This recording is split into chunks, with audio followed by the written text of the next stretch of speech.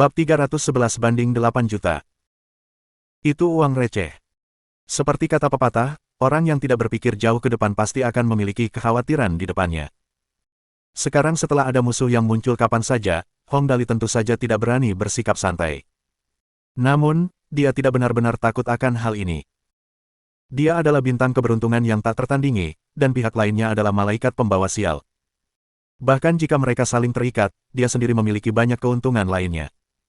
Kita lihat saja nanti. Bagaimanapun, dia pasti tidak bisa menyerah pada Chuyin. Dia pasti tidak bisa meninggalkannya setelah akhirnya membiarkannya tersenyum. Vincent Iverson ini benar-benar hebat. Hong Dali menggaruk kepalanya. Tapi tidak masalah, aku sudah terbiasa, aku tidak akan terlalu banyak berpikir. Hehe, oh benar, Chuyin, apa yang akan kita mainkan nanti? Lin Chuyin tidak punya perasaan apapun terhadap Vincent Iverson, dan faktanya, selain Hong Dali, dia tidak punya perasaan apapun terhadap orang lain. Kudengar kau telah membeli pabrik mainan, kurasa lebih cocok bagiku untuk mereformasi mesin. Karena dia sudah punya rencana, maka semuanya jadi mudah. Hong Dali menarik tangan Lin Chuyin. Kalau begitu, setelah kita tinggal di sini sebentar lagi, kita akan pergi ke pabrik. Hari ini ada seseorang yang mengatakan bahwa dia ingin aku menjadi pemegang saham di perusahaannya dan bermain-main dengan mobil. Mobilmu itu cukup bagus, mengapa kita tidak mendesain mobil baru dengan benar? Ini adalah ide yang bagus. Hong Dali sama sekali tidak meragukan kemampuan Lin Chuyin. Mobil sport super keren miliknya itu tidak hanya luar biasa. Ya, ngomong-ngomong, jika perusahaan mobil membuat mobil mewah, misalnya, dengan harga Bugatti Veyron. Dengan keterampilan Chuyin, itu akan menjadi sesuatu yang sungguh spektakuler. Baiklah. Bagaimanapun, selama dia mengikuti Hong Dali, Lin Chuyin tidak peduli.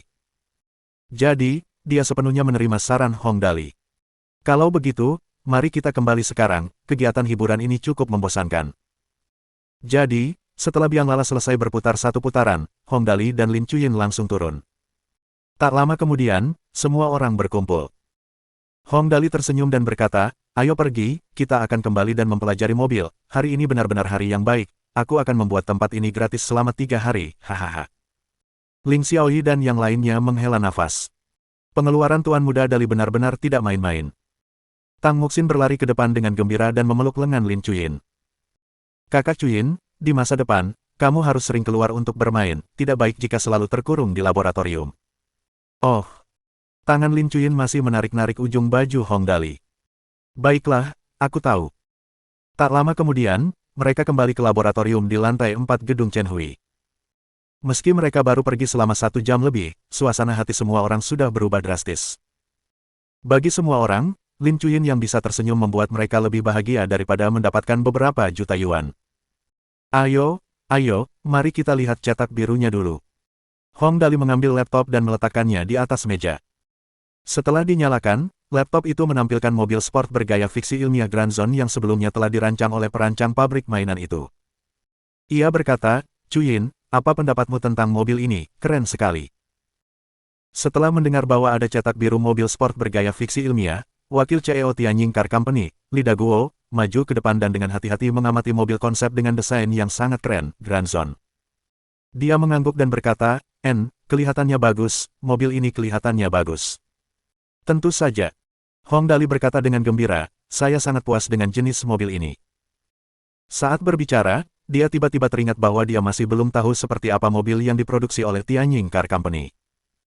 Karena itu, dia buru-buru bertanya, Direktur Li, seperti apa mobil Tianjin kita? Coba saya lihat. Tentu. Li Daguo mengambil laptop, membuka halaman web, dan memasukkan alamat situs web. Tak lama kemudian, situs web resmi perusahaan mobil Tianjin muncul. Li Daguo menunjuk mobil-mobil di layar dan berkata, semuanya ada di sini. Tuan Muda, lihatlah. Mobil-mobil yang dipajang di situs web itu semuanya biasa saja, tanpa banyak cacat dan tentu saja, tidak banyak yang mencolok juga. Mereka tidak terlalu memperdulikannya, tetapi Hong Dali tidak tahan. Direktur Li, apakah mobil Tianjin kita semurah ini? Hong Dali menunjuk ke gambar mobil di situs web.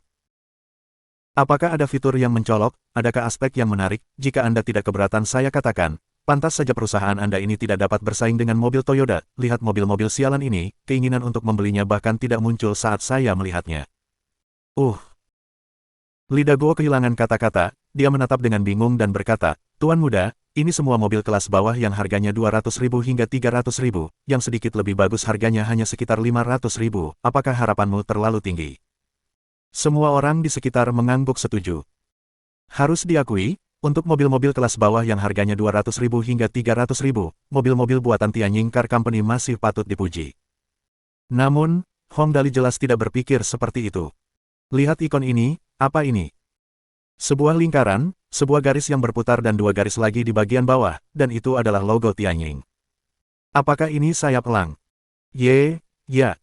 Li Daguo berkata dengan putus asa, ini hanya penyederhanaan sayap elang, apa yang buruk tentang itu? Tidak hanya buruk, tapi mengerikan, geram Hong Dali. Ikon itu mewakili citra perusahaan, apakah sebuah mobil termasuk mobil mewah tergantung pada logonya pada pandangan pertama, bahkan jika mobil Anda termasuk mobil murah, setidaknya Anda dapat membuat logonya terlihat lebih cantik, dengan begitu, mobil itu akan terlihat bernilai mahal, bukan? Coba saya tanya, jika beberapa malaikat doa saya mengadopsi logo mobil Anda ini dan aspek lainnya tetap tidak berubah, menurut Anda berapa harga yang dapat mereka jual untuk masing-masing mobil itu? Kali ini, Li Daguo benar-benar kehilangan kata-kata. Sebenarnya, kalau dipikir-pikir lagi, memang begitu kenyataannya. Kalau logo semua Rolls-Royce di dunia diganti dengan logo mobil kelas bawah lainnya, pasti tidak akan bisa dijual dengan harga setinggi itu. Benda ini seperti wajah wanita, sebagus apapun bentuk tubuhnya, kalau jelek, tidak akan ada nilainya. Semua orang di sekitar juga terlibat dalam diskusi mereka sendiri. Meskipun kata-kata Hong Dali tampak sederhana, sebenarnya cukup masuk akal. Jika beberapa malaikat doa itu benar-benar mengadopsi logo Tianjin, maka mungkin siapapun yang melihatnya pasti tidak akan mengatakan bahwa itu adalah mobil mewah berkualitas tinggi. Tuan muda benar. Setelah memikirkannya sejenak, Li Daguo mengangguk dengan tegas. Kalau begitu, Tuan muda, logo mobil seperti apa yang menurut Anda akan lebih baik? Saya akan meminta tim desain untuk mendesain ulang logo tersebut sekarang juga. Sederhana saja, untuk mobil mewah, buat elang yang sederhana dan langsung pasang di kap mobil. Hong Dali langsung memutuskan. Untuk mobil murah, buat kepala elang, pasti keren dan cukup mengesankan, mobil mewah atau murah, setidaknya tampilan luarnya harus terlihat bagus. Ya, Li Daguo basah oleh keringat. Saya akan meminta pihak itu untuk mendesain ulang. Bagaimana dengan gaya mobilnya? Harus diubah. Hong Dali menunjuk mobil di layar. Lihat mobil-mobil ini, kalau tidak bisa menang di aspek lain, setidaknya gaya mobilnya harus lebih bagus. Kan, kalau mau bersaing dengan yang lain, harus punya kemampuan. Lihat mobil-mobil ini, apa pantasnya mereka bersaing dengan mobil-mobil Toyota, dengan gaya seperti terong, orang-orang bahkan tidak akan punya keinginan untuk membelinya setelah melihatnya. Lihat Grand Zone kita. Hong Dali mengklik gambar Grand Zone, dan saat ia menjadi lebih bersemangat, ia meludahkan ludahnya kemana-mana. Sekali melihatnya dan Anda dapat mengatakan itu adalah mobil mewah yang mengagumkan, jika kita tidak dapat bersaing dengan yang lain dengan kualitas kita dapat bersaing berdasarkan penampilan luar. Anda sebelumnya telah merasa terganggu dengan keterampilan teknis yang tidak secanggih yang lain, dan bahkan penampilan luar mobil Anda tidak memiliki keunggulan dibandingkan pihak lain. Pikirkanlah, jika Anda hanya melihat penampilan luar Grand Zone ini, menurut Anda berapa harganya? Ini. Li Daguo dengan hati-hati mengamati penampilan luar Grand Zone, dan semakin lama ia melihatnya, semakin bagus tampilannya. Karena itu, ia berkata dengan sedikit ragu, menurutku, harganya setidaknya 1 juta atau lebih. 1 juta atau lebih. Hong Dali mendengus dan menggerutu sambil berkata, itu uang receh. Ya, Li Daguo basah oleh keringat. Setidaknya 3 hingga 4 juta. Berbicara sampai di titik ini, semua orang di sekitar tidak dapat menahan tawa. Hong Dali terus mendengus dan terengah-engah. Coba tebak lagi, itu masih uang receh. Li Daguo benar-benar tercengang kali ini. Tidak mungkin, 10 juta, kan? Kau benar-benar tidak punya harapan. Hong Dali bergumam. Sudah kubilang itu hanya uang receh, itu hanya mobil mainan skala penuh, jadi harganya hanya sekitar 1 juta, jadi harganya sekitar 30.000 hingga 40.000. Setelah Hong Dali mengatakan itu, semua orang tertawa terbahak-bahak. Hong Dali ini terlalu pandai mempermainkan orang lain. Bukankah sudah jelas bahwa kamu sedang menyesatkannya? Petik 2. Li Daguo awalnya masih sedikit marah. Bagaimana mungkin kamu bisa membodohi orang seperti itu? Lagi pula, aku sudah berusia lebih dari 40 tahun, apakah kamu tahu cara menghormati yang tua? Namun setelah dia memikirkannya, apa yang dikatakan Hong Dali masuk akal. Mobil mainan saja, karena tampilan luarnya bagus, kelihatannya harganya mahal. Belum lagi 30.000 sampai 40.000, mungkin kalau 100.000 sampai 200.000, pasti ada yang beli juga. Ini bisa dikatakan benar-benar telah mencerahkannya. Li Daguo langsung mengerti dan buru-buru tersenyum malu dan berkata, Tuan Muda benar, apa yang Tuan Muda katakan masuk akal, jika gaya mobilnya bagus, itu akan langsung memberikan kesan bahwa itu adalah mobil kelas atas. Tuan Muda, apakah ini yang ingin Anda katakan? Li Daguo menunjuk Grand Zone di layar dan berkata, bahkan jika saya mengganti suku cadang di mobil ini dengan kualitas 30.000 hingga 40.000 yuan, bahkan jika itu tidak dijual dengan harga ratusan ribu yuan, setidaknya dapat dijual dengan harga beberapa ribu yuan lebih tanpa masalah, bukan? Hampir sampai. Hong Dali mengangguk. Meskipun tidak meningkat terlalu tajam, setidaknya daya saingnya akan meningkat cukup banyak. Pikirkanlah, dengan konfigurasi dan tingkat performa yang sama seperti mobil lain, tentu saja, saya akan membeli yang terlihat bagus, bukankah sudah jelas? Hal ini dapat dipahami dengan mudah. Ketika membeli mobil, dengan harga yang sama dan konfigurasi yang sama, mengapa saya tidak membeli mobil yang tampilannya lebih bagus? Semua orang di sekitar menganggukkan kepala.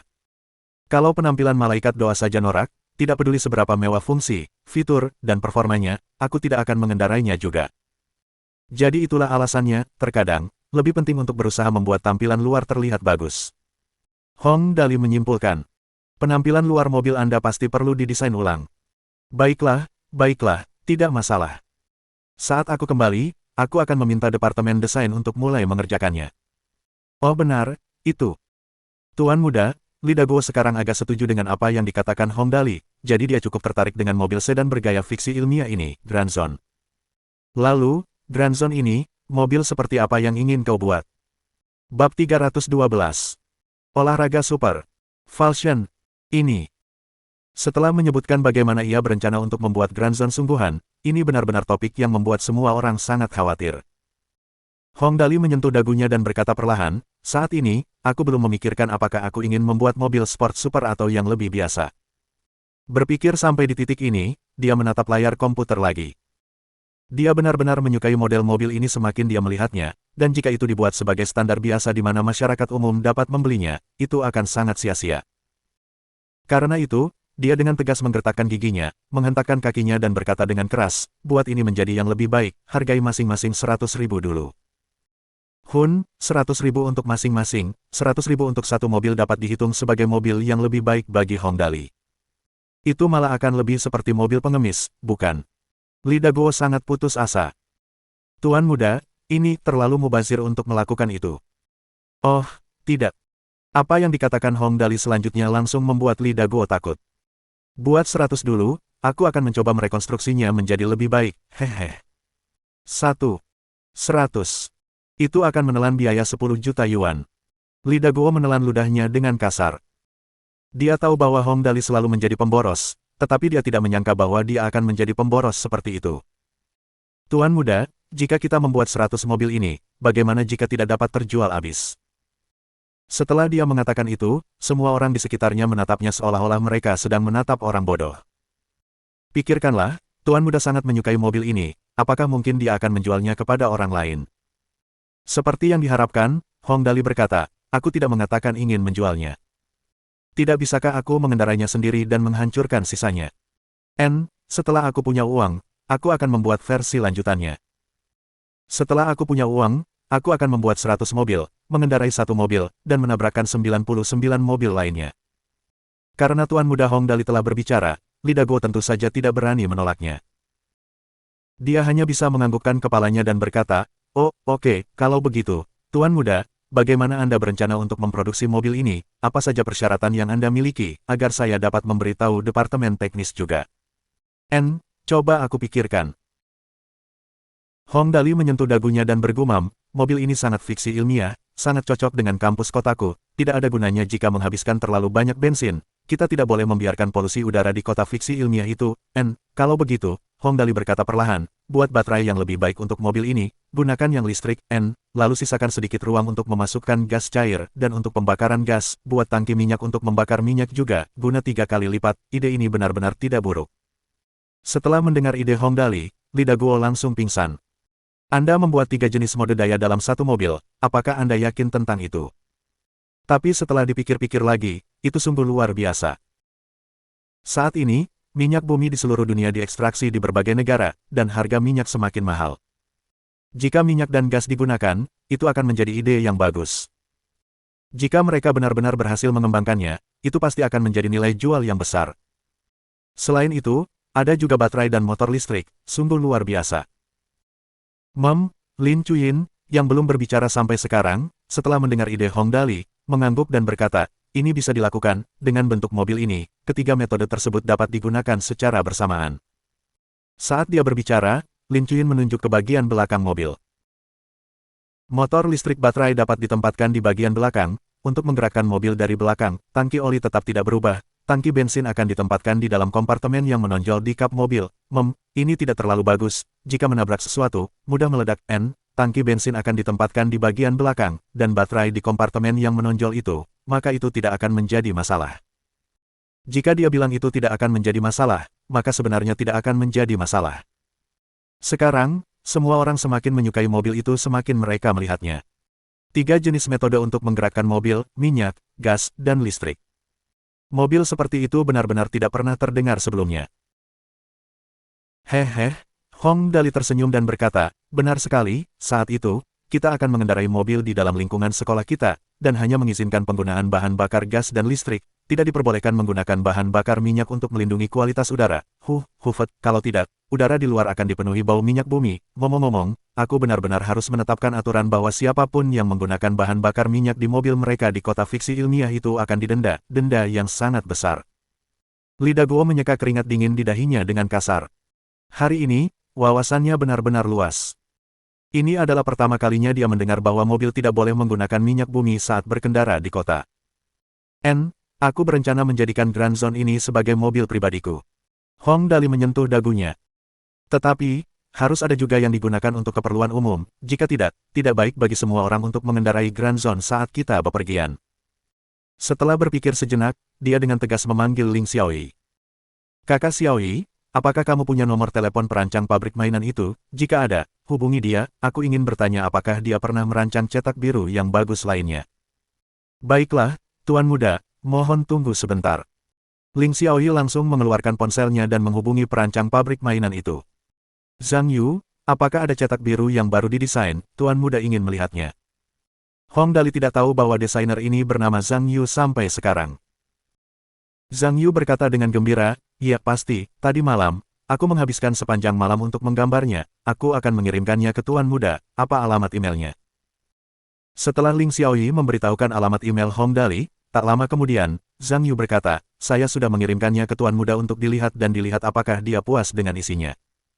Cepat sekali, haha, Hong Dali membuka emailnya. Seperti yang diduga, ada satu set cetak biru desain di emailnya. Setelah dia mengunduhnya, terlihat sebuah mobil sport super keren berwarna merah tua. Hong Dali sangat puas. Bagus, ini bagus, saudari Xiaoyi. Tanyakan padanya apa nama mobil ini juga sangat cantik. Mobil sport super keren berwarna merah tua ini berbeda dengan Grand Zone berwarna biru tua. Berbagai suku cadang di Grand Zone lebih condong ke tipe persegi dan tegak, dan ada lingkaran cahaya matahari di bodi mobil. Seluruh mobil tampak agak kokoh, dan hanya dengan sekali melihatnya, jelas bahwa lapisan bajanya sangat tebal. Namun mobil sport merah tua ini berbeda. Seluruh bodi mobil agak ramping, dan bagian depan dan belakangnya memiliki bagian yang menonjol dan bulat, seperti bahu robot. Terutama bila kipas di bagian belakang mobil, tampilannya agak mengesankan. Bagus, bagus, ini juga terlihat bagus. Hong Dali berseri-seri karena gembira saat memujinya, tidak lupa menasihati Li Daguo. Lihat, sekali melihat model mobil ini akan membangkitkan keinginan untuk membelinya. Ya, dahi Li Daguo dipenuhi keringat. Tuan Muda benar. Sementara itu, Ling Xiaoyi terus berbicara di telepon. Zhang Yu, Tuan Muda menanyakan nama mobil ini. Namanya. Zhang Yu berkata dengan gembira, saya menamai mobil ini, Falcon, seluruh bodinya memiliki desain yang ramping, dan lebih cocok untuk balapan, kualitas sporty mobil ini sangat tinggi. Falcon, Grand Zone, nama yang mengesankan. Oh benar, masih ada sesuatu. Zhang Yu melanjutkan, mobil yang baru saja aku kirim ke Tuan Muda adalah untuk pria, masih ada versi wanita yang disebut Falcon Air setelah aku selesai menggambarnya, aku akan mengirimkannya ke Tuan Muda juga. Masih ada versi pria dan wanita yang saling melengkapi. Hong Dali dengan tegas memberi hadiah. Kerja bagus, hadiahnya, 10.000. Terima kasih, tuanku. Zhang Yu menutup teleponnya dengan penuh rasa terima kasih. Akhirnya diputuskan, mobil pribadi Hongdali adalah Granzon, dan ada Falsion untuk antek-anteknya. Di masa depan, saat mereka keluar, di depan akan ada 4 Falsion, dan di belakang Granzon. Wah, hanya memikirkannya saja sudah sangat mengagumkan, bukan? Tepat saat itu, Lin Chuyin dengan hati-hati mengamati desain Falsion dan mengungkapkan rasa sukanya. Mobil ini terlihat bagus, Dali. Aku berencana untuk merombak mobil ini. Meskipun gadis kecil itu tidak memiliki emosi, dia masih memiliki pandangan estetikanya. Tentu, tidak masalah. Hong Dali langsung setuju. Kamu dan Sinsin masing-masing akan punya Falsion R, hehe. Saat itu, kita akan membuat satu untuk Suster Nianwei juga. Sambil berbicara, dia berbalik dan menatap Mu Yuxi dan Catherine. Kenapa kalian tidak masing-masing juga membawa satu mobil? Catherine tidak yakin dengan orang-orang yang disebutkan Hong Dali, tetapi Mu Yuxi tahu. Dia buru-buru menggelengkan kepalanya. Tidak apa-apa, aku dan Catherine tidak membutuhkannya, Tuan Muda Dali. Di masa depan, kita akan melihat apakah ada model mobil lain, Anda tidak perlu memikirkan kami terlebih dahulu. Baiklah. Hong Dali mengangguk. Kalau begitu, kalau ada waktu, aku akan meminta Zhang Yu untuk mendesain satu lagi untuk kalian berdua. Catherine diam-diam bertanya pada Mu Yuxi, Yuxi, kenapa kamu tidak menginginkan mobil ini? Sepertinya kamu juga sangat menyukainya. Tang Muxin, Lin Chuyin, dan Lin Yanwei semuanya adalah pengikut setia Tuan Muda Dali, kata Mu Yuxi dengan suara rendah, dan status mereka istimewa, mereka bisa dikatakan sebagai calon istri Tuan Muda di masa depan, jadi wajar saja jika kita tidak pantas mendapatkan perlakuan yang sama seperti mereka. Ya ampun, seru Catherine dengan heran. Apakah negara surgawi sekarang mengizinkan poligami? Mu Yuxi berkata dengan lembut, tentu saja, itu tidak diperbolehkan, tetapi tidak pasti siapa yang akan dipilih Tuan Muda pada akhirnya, bagaimanapun, jangan tanya lagi tentang ini, Tuan Muda selama ini tidak punya perasaan terhadap wanita, bagaimanapun, dia baru berusia 18 tahun ini, tidak perlu terburu-buru. Oh, karisma Tuan Muda sungguh luar biasa. Catherine memandang Hong Dali di tengah kerumunan. Setidaknya, aku sangat menyukainya. Mengenai pikiran Mu Yuxi dan Catherine, Hong Dali tentu saja tidak tahu apa-apa tentang mereka. Saat ini, yang menjadi perhatiannya adalah masalah mereformasi Falsion ini. Oh benar, Chuyin, mobil sport hitam milikmu itu, kulihat ekornya bahkan bisa menyemburkan api. Apakah kau menggunakan apa yang disebut mesin turbin itu? Apakah menurutmu Falsion ini juga bisa menggunakan mesin jenis itu? Mobil saya menggunakan turbojet roll tunggal. Saat menyebut teknologi, Lin Chuyin selalu banyak bicara.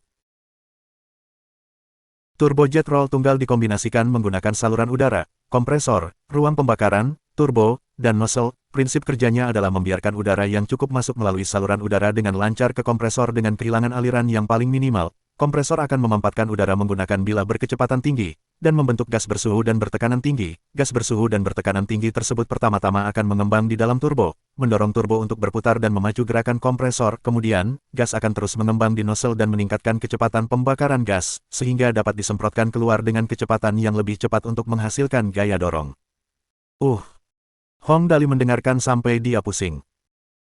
Itu, Chuyin, sepertinya aku tidak mengerti prinsip kerja ini, bisakah kau ceritakan apakah turbojet roll tunggal milikmu itu dapat digunakan pada Falsion ini? Saat itu, jika aku mengambil kendali jarak jauh dan mengatur kecepatan pada 500 mil per jam, apakah akan ada masalah? Semua orang di sekitar langsung pingsan karena ngeri. Memainkan mobil kendali jarak jauh dengan kecepatan 500 mil per jam, salut untuk Anda yang memikirkan hal itu. Bab 313. Semoga Anda cepat sukses. Mobil sport kendali jarak jauh dengan kecepatan 500 mil per jam. Meski kedengarannya mengagumkan secara teori, sebenarnya itu mustahil.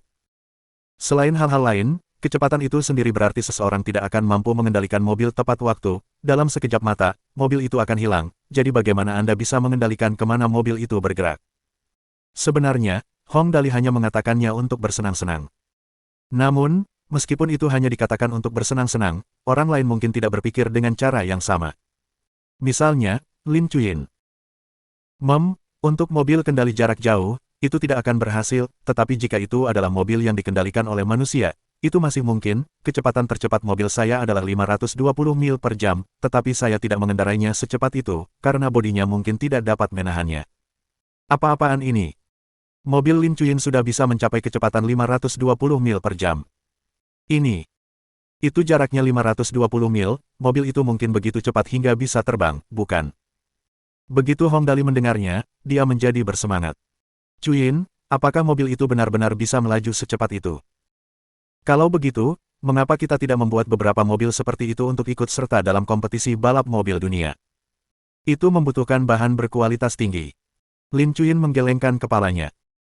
Mobilku secara teori hanya bisa melaju secepat ini, tetapi pada kenyataannya, jika secepat itu, bodinya tidak akan mampu menahannya. Jika bodi mobil terbuat dari paduan titanium, mungkin itu bisa dilakukan. Benar, masih ada perbedaan yang sangat besar antara teori dan kenyataan. Namun, berapa banyak yang dibutuhkan untuk membuat bodi mobil sport menggunakan paduan titanium? Tentu saja, ini akan menjadi masalah yang sangat merepotkan bagi orang lain, tetapi jelas hal itu tidak pernah menjadi pertimbangan Hong Dali. Yang sedang dipertimbangkan orang ini saat ini adalah apakah mobil itu benar-benar dapat melaju secepat itu. Kurasa paduan titanium itu tidak akan menjadi masalah, meskipun kita tidak memilikinya, bukan berarti pihak paman kepala tidak akan memilikinya. Jika aku menemuinya dan mengatakan bahwa Chuyin ingin meneliti mobil sport berteknologi super, maka sangat mungkin hal itu akan berhasil. Aku akan menelepon paman kepala nanti. Mendengar ini, semua orang di sekitar basah oleh keringat. Anak ajaib kita sekarang benar-benar tak terhentikan dalam apapun yang dilakukannya. Oleh karena itu, rencana untuk membuat mobil sport super version pertama di dunia yang dapat melaju dengan kecepatan 520 mil per jam diputuskan begitu saja. Li Daguo menyeka keringatnya dengan putus asa. Seperti yang diharapkan, hanya keuntungan yang akan datang kepada kita ketika kita mengikuti Tuan Muda. Jika perusahaan kita benar-benar berhasil mengembangkan mobil sport super pertama di dunia yang dapat melaju dengan kecepatan 520 mil per jam, maka efek yang akan ditimbulkan oleh iklan tersebut, ayo, hatiku. Semakin dia memikirkannya, semakin dia merasa bahwa jika dia mengikuti Hong Dali terlalu lama, hatinya tidak akan sanggup menerimanya. Tepat saat dia memikirkan bagaimana cara untuk pergi dan menenangkan diri, tiba-tiba teleponnya berdering. Li Daguo mengangkat telepon dan berjalan menjauh. Setelah mendengarkan sebentar, dia tiba-tiba berseru, "Apa, istriku sedang berovulasi? Oke, aku akan segera kembali." Iya, ini hal yang baik. Aku sudah berusia lebih dari 40 tahun dan masih belum punya anak. Setelah menutup telepon, Li Daguo bergegas kembali. Tuan Muda, saya punya masalah mendesak sekarang, saya harus segera pulang. Saat berbicara, dia begitu bersemangat sehingga seluruh wajahnya memerah, dan dia tersenyum lebar. Semua orang di laboratorium telah mendengarnya berkata, "Istri saya sedang berovulasi," dan semua orang langsung menjawabnya dengan tepuk tangan meriah. Hong Dali tersenyum dan berkata, "Direktur Li, Anda belum punya anak. Kalau begitu, Anda harus bergegas." Li Daguo menangkupkan tinjunya dan memberi hormat. "Baiklah, aku harus bergegas sekarang, waktu tidak menunggu siapapun."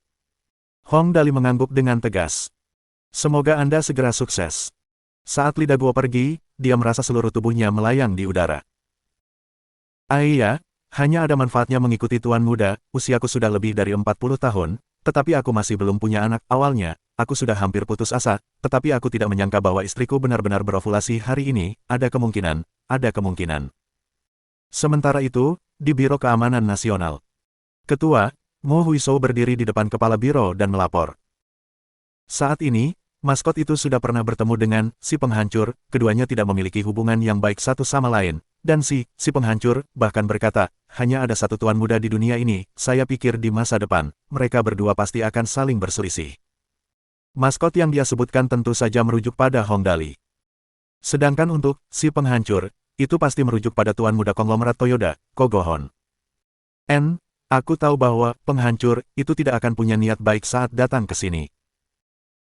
Kepala biro menyesap tehnya dan berpikir sejenak, lalu dia berkata perlahan, "Awasi, penghancur, itu dengan saksama. Jika mereka berani melakukan sesuatu yang mengancam kita, maka tangkap mereka langsung dan deportasi mereka kembali ke negara asal mereka. Kelompok orang Jepang ini tidak pernah punya niat baik, jika bukan karena zaman damai ini, sialan." "Mengerti." Mo Huizhou berdiri tegak. "Aku juga sangat tidak menyukai mereka, dulu, jika bukan karena mereka, bagaimana mungkin kita dan keluarga Hong. Jangan bahas masa lalu lagi." Kepala biro melambaikan tangannya dan berkata perlahan, "Ini bukan masalah yang harus kita risaukan, itu sudah bertahun-tahun yang lalu, tidak ada gunanya mengungkitnya lagi, kamu hanya perlu fokus mengawasi mereka dengan saksama, selalu ingat untuk memastikan keselamatan Hong Dali dan orang-orang di sekitarnya, ini yang paling penting." Aku mengerti." Mo Huizhou tersenyum. Kita tidak boleh membiarkan apapun terjadi pada maskot kita atau orang-orang di sekitarnya, atau, dengan karakternya yang protektif, dia mungkin akan mengejar mereka sampai ke Jaban. Saat itu, siapa yang tahu kekacauan seperti apa yang akan terjadi? Oh benar, Ketua, menurut pendapatmu, seberapa jauh maskot kita ini akan melangkah dalam semua hal yang dimainkannya? Apakah dia benar-benar mampu membangun kota fiksi ilmiah itu? Bajingan kecil, penampilanmu yang kurang ajar ini persis seperti ayahmu, Kepala Biro menegur. Meskipun kau keponakanku, kau tidak bisa berbicara dengan nada seperti ini jika ada orang luar di sana. Jika tidak, orang lain akan menyalahkanmu. Tidak ada seorang pun di sekitar sini sekarang. Mo Huizhou berdeham dan berkata dengan wajah serius, Ketua, beri aku beberapa petunjuk, bagaimana pandangan mereka terhadap maskot kita. Bagaimana lagi mereka akan memandangnya. Kepala biro berdiri dan berjalan ke jendela, melihat ke bawah ke rumput di luar. Keselamatan adalah yang utama dalam segala hal, selama itu tidak melibatkan masalah yang berkaitan dengan prinsip, mereka tidak akan keberatan, dia bisa bermain-main sesuka hatinya. Saat ini, mereka yang berada di atas sangat memperhatikan masalahnya, tetapi memang benar bahwa mereka belum bisa berbuat apa-apa, orang ini terlalu suka bermain-main. Pabrik mainan Fajar itu, apa yang akan dia lakukan? Mo Huizhou agak penasaran dengan masalah Hong Dali. Aku sudah memikirkannya selama 2 malam tetapi masih belum bisa menemukan jawabannya. Saat mendengar kabar Hong Dali membeli pabrik mainan itu, kepala biro ingin tertawa. Bajingan kecil ini suka main-main, restoran waralaba bergaya wuxia yang dia dirikan sebelumnya mendapat sambutan yang cukup baik. Saya dengar banyak orang yang menyatakan minatnya untuk bergabung dalam waralaba itu setelah mendengar bahwa itu adalah ide Hong Dali. Dalam semalam, keluarga Hong telah meraup lebih dari 100 juta hanya dari biaya waralaba saja, ini sungguh luar biasa. Benar, sekarang maskot itu agak tidak terduga bagi semua orang, Mo Huizhou mengangkat bahunya. Semua yang dia lakukan tidak dapat diprediksi, sebelumnya aku mencoba memprediksi apa langkah selanjutnya, tetapi pada akhirnya, aku merasa tertekan, aku menyadari bahwa dengan masalah yang berkaitan dengannya, kecerdasanku tampaknya agak kurang. Punyaku juga agak kurang, kepala biro tersenyum dan menggelengkan kepalanya. Tapi perintah dari atas hampir sama dengan apa yang kurasakan, yaitu membiarkannya bermain dengan apapun yang dia mau. Oh benar, kudengar perusahaan mobil Tianjing telah memberinya 20% saham mereka. Sepertinya bocah nakal ini berencana untuk bermain dengan mobil sekarang. Itu bagus juga, apapun yang dia mulai akan berhasil. Jika dia benar-benar membuat mobil, pihak Toyota mungkin akan sangat menderita. Mereka hanya harus mengacaukan maskot dari begitu banyak orang lain. Ini bukan cara bagi mereka untuk mencari kematian. Mendengar Hong Dali berencana membuat mobil, Mo Huizhou langsung berseru, Ketua, maksudmu maskot itu ingin melawan perusahaan mobil Toyota dengan menggunakan pabrik mainan itu? Kedua perusahaan ini sama sekali tidak selevel, kan? Toyota adalah salah satu dari 16 perusahaan teratas di dunia, dan maskot itu hanya menghabiskan total 10 juta untuk membeli pabrik mainan itu, termasuk 280.000 dalam bentuk tip juga. Membuat yang tidak mungkin menjadi mungkin, inilah spesialisasi maskot. Kepala biro tersenyum dan berkata, jika dia tidak memiliki kemampuan ini, bagaimana mungkin hal itu menarik perhatian orang-orang dari atas? Berapa banyak investasi yang dibutuhkan hanya untuk membangun kota fiksi ilmiah? Jangan lupa bahwa orang ini masih bersiap untuk menangani Hollywood juga. Ini semua bukan permainan anak-anak. Sejujurnya, sampai sekarang, saya masih belum yakin bagaimana dia ingin menangani pihak lain. Tetapi saya hanya merasa bahwa dia tidak akan kalah. Saya menjadi sedikit bersemangat sekarang, tetapi saya hanya tidak merasa bahwa masalah ini begitu sederhana. Anda terus memantau dengan cermat, dan untuk pihak negara bagian Jaban, segera dapatkan kontak yang diperlukan dan cobalah untuk mencari tahu lebih banyak tentang situasinya. Baiklah, tidak masalah. Mo Huizhou berpikir sejenak dan berkata lagi, oh benar, Ketua, mengenai Catherine itu, mengapa kau tidak memintaku untuk langsung menyingkirkannya? Dia mata-mata, kan? Kau sedang membicarakan sekretaris perempuan Horace dari Amerika. Kepala biro menggelengkan kepalanya dan tersenyum. Kita tidak akan menyingkirkannya karena memang tidak perlu, Horace mengirimnya ke sini, tentu saja untuk menyelidiki tujuan maskot itu melakukan semua hal ini dan menganalisis rahasia keberhasilannya, akan mudah bagi kita untuk mengambil tindakan jika dia mengirim seseorang secara diam-diam, tetapi dengan mengirim seorang perempuan tanpa pelatihan mata-mata secara terbuka, apa yang dia maksud sangat jelas, ini adalah konspirasi yang terbuka lebar, dia dengan jelas memberitahu kita bahwa dia mengirim seseorang ke sini untuk memeriksanya, jadi jika kita mengirimnya kembali, kita akan terlihat picik mengenai apa yang telah kukatakan, fokuslah pada pemantauan, selama dia tidak melakukan apapun yang akan mengancam keselamatan maskot itu, kau dapat mengabaikannya. Masalahnya adalah maskot itu sebenarnya tidak keberatan jika dia mengikutinya. Mo Huizhou tertawa aneh. Sepertinya pihak Amerika akan memberikan pertunjukan yang menyenangkan untuk kita tonton, mencoba menganalisis tujuan tindakannya. Ini, Ketua, begitu aku memikirkannya, aku ingin tertawa. Hehe, Aku tidak bisa menghentikan mereka jika mereka ingin mencari masalah. Kepala biro juga memiliki ekspresi aneh. Aku yakin mereka akan mengalami beberapa malam tanpa tidur. Selain hal-hal lain, menurutmu apa yang dapat mereka analisis dari tindakan maskot itu membeli pabrik mainan? Benar juga, hehe. Mo Huizhou tersenyum dan mengangguk. Tiba-tiba, dia bertanya, lalu, mengenai Lucifer itu, orang ini terlalu sulit untuk dihadapi. Menurutmu apa yang harus kita lakukan? Kita tidak akan bisa menjaga diri dari Lucifer. Berbicara tentang Lucifer, kepala biro menggelengkan kepalanya. Tetapi saya rasa pihak mereka tidak akan berani melepaskan Lucifer dengan mudah. Orang ini terlalu tidak terduga dan sulit dikendalikan. Jika mereka benar-benar berani melepaskan Lucifer, tidak dapat dikatakan siapa yang akan menjadi orang yang tidak beruntung. Jika saya Horace, saya tidak akan berani menggunakan kekuatan Lucifer yang tidak nyata ini secara sembrono. Dia berbeda dari maskot. Maskot membawa keberuntungan kemanapun dia pergi. Tetapi Lucifer benar-benar sebaliknya. Yang terpenting adalah, malaikat kesialan ini, Lucifer, benar-benar tidak dapat dikendalikan, dan kecerdasannya juga luar biasa tinggi. Jika dia benar-benar terpicu, tidak ada yang bisa mengatakan dengan pasti konsekuensi seperti apa yang akan terjadi. Mo Huizhou mengangguk. Kalau begitu aku juga bisa santai, hehe, kalau begitu, ketua, aku akan pergi dulu dan melihat apakah ada informasi intelijen baru. Bab 314. Ibu kota 200 miliar. Di sebelah utara kota Tianjin, kawasan perumahan keluarga Hong, Forest Capital. Ayah Hong Dali, Hong Wei Guo, bersama dengan tetua-tua keluarga Hong, Hong Tu, tetua kedua Hong Wei, dan tetua ketiga Hong Ying duduk di ruang konferensi kecil. Mereka saat ini tengah mempelajari masalah mengenai pertemuan antara Tuan Muda Konglomerat Toyoda Negara Bagian Jaban, Kogohon, dan Hong Dali. Ayah, tentang pertemuan antara Kogohon dan Dali kita, apa pendapatmu? Hong Wei Guo mengerutkan kening sambil menatap berkas di atas meja. Dulu, konglomerat Toyoda dan keluarga kita bisa dikatakan memiliki kebencian yang mendalam. Dia jelas tidak menganggap Dali sebagai sesuatu yang baik. Perseteruan antara keluarga Hong dan klan Toyoda tidak muncul baru-baru ini. Hong Tu mendesah. Dulu, karena mereka, 3 jenderal jenius keluarga Hong kita tewas di medan perang dan secara langsung menyebabkan kita meninggalkan posisi sentral kita di militer negara surgawi. Kogohon jelas tidak memiliki niat baik dengan datang ke sini sekarang, namun, sekarang adalah era perdamaian, dia tidak akan berani melakukan apapun secara terbuka. Kali ini, dia mungkin bertujuan untuk menyerang keluarga Hong kita secara finansial.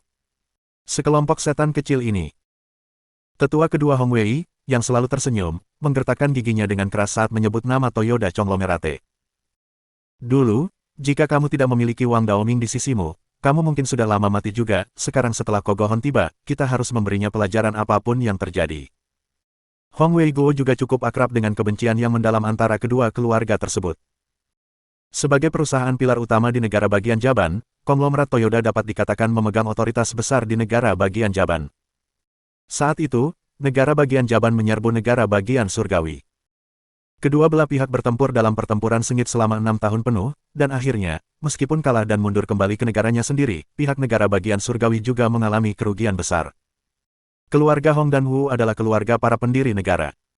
Keluarga Wu kehilangan pangkat militer, dan perwira militer muda di bawah mereka juga menderita banyak korban dan kematian. Di pihak Hong Tu, hanya dia dan Hong Wei yang selamat. Hong Tu selamat karena perlindungan Wang Daoming, sementara Hong Wei masih muda saat itu. Namun, meskipun mereka berdua selamat, ketiga kakak laki-laki mereka semuanya tewas dalam perang. Adapun keluarga Wu, mereka tidak lebih baik. Sebagian besar orang dari generasi muda sudah meninggal, dan hanya satu keturunan yang tersisa. Untungnya, bagaimanapun juga, mereka masih membangun akar mereka di sini, jadi negara surgawi cukup murah hati dalam memperlakukan keluarga Wu.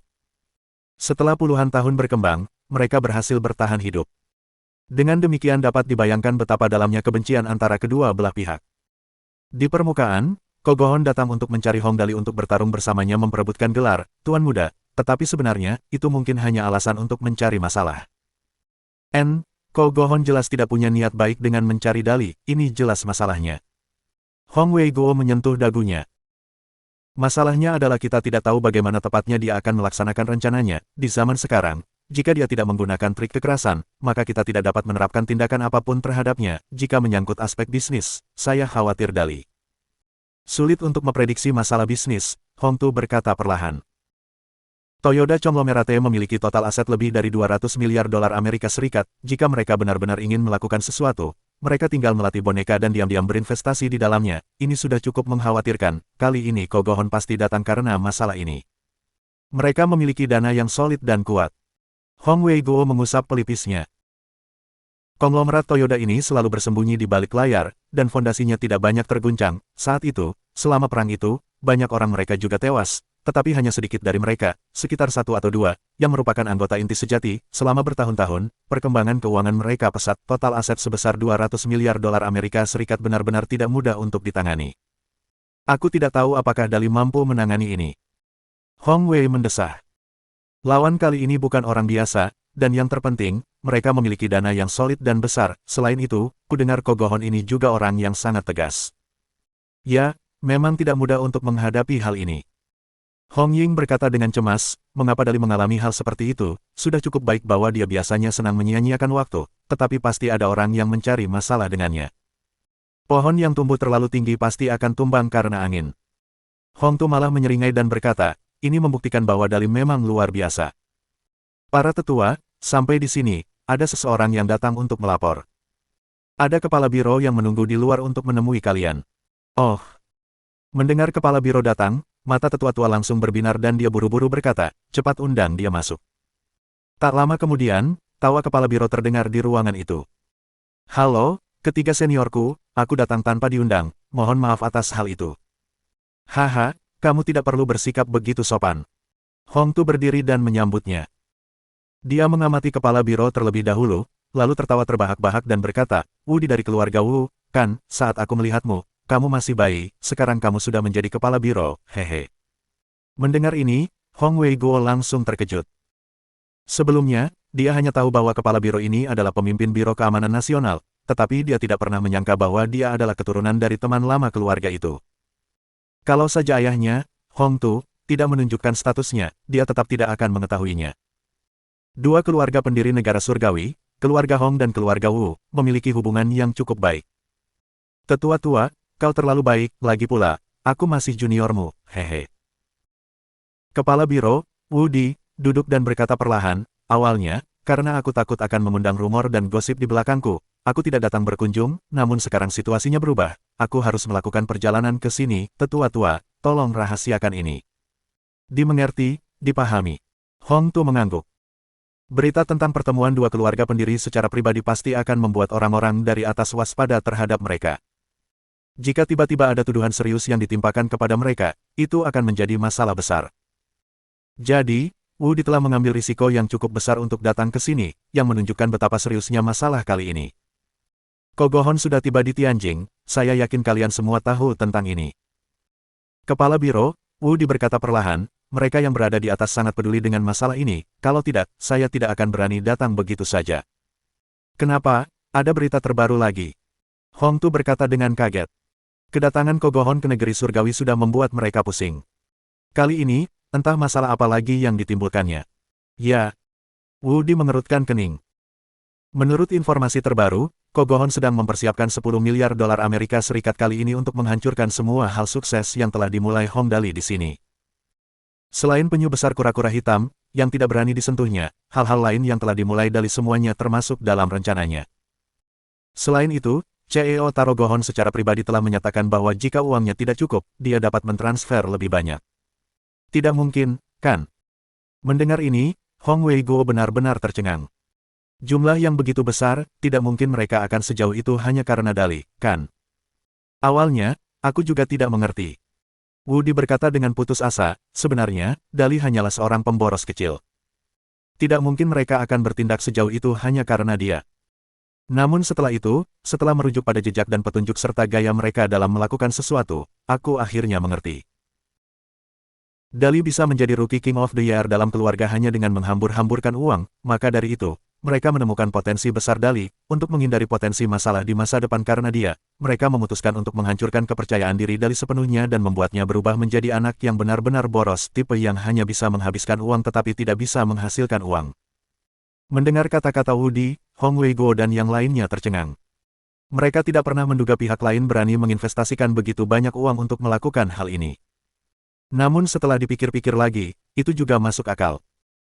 Hong Dali bisa mendapatkan lebih banyak uang dengan semakin banyak uang yang dihambur-hamburkannya, dan di masa depan, jika dia benar-benar ingin fokus pada bisnis, itu akan mengkhawatirkan.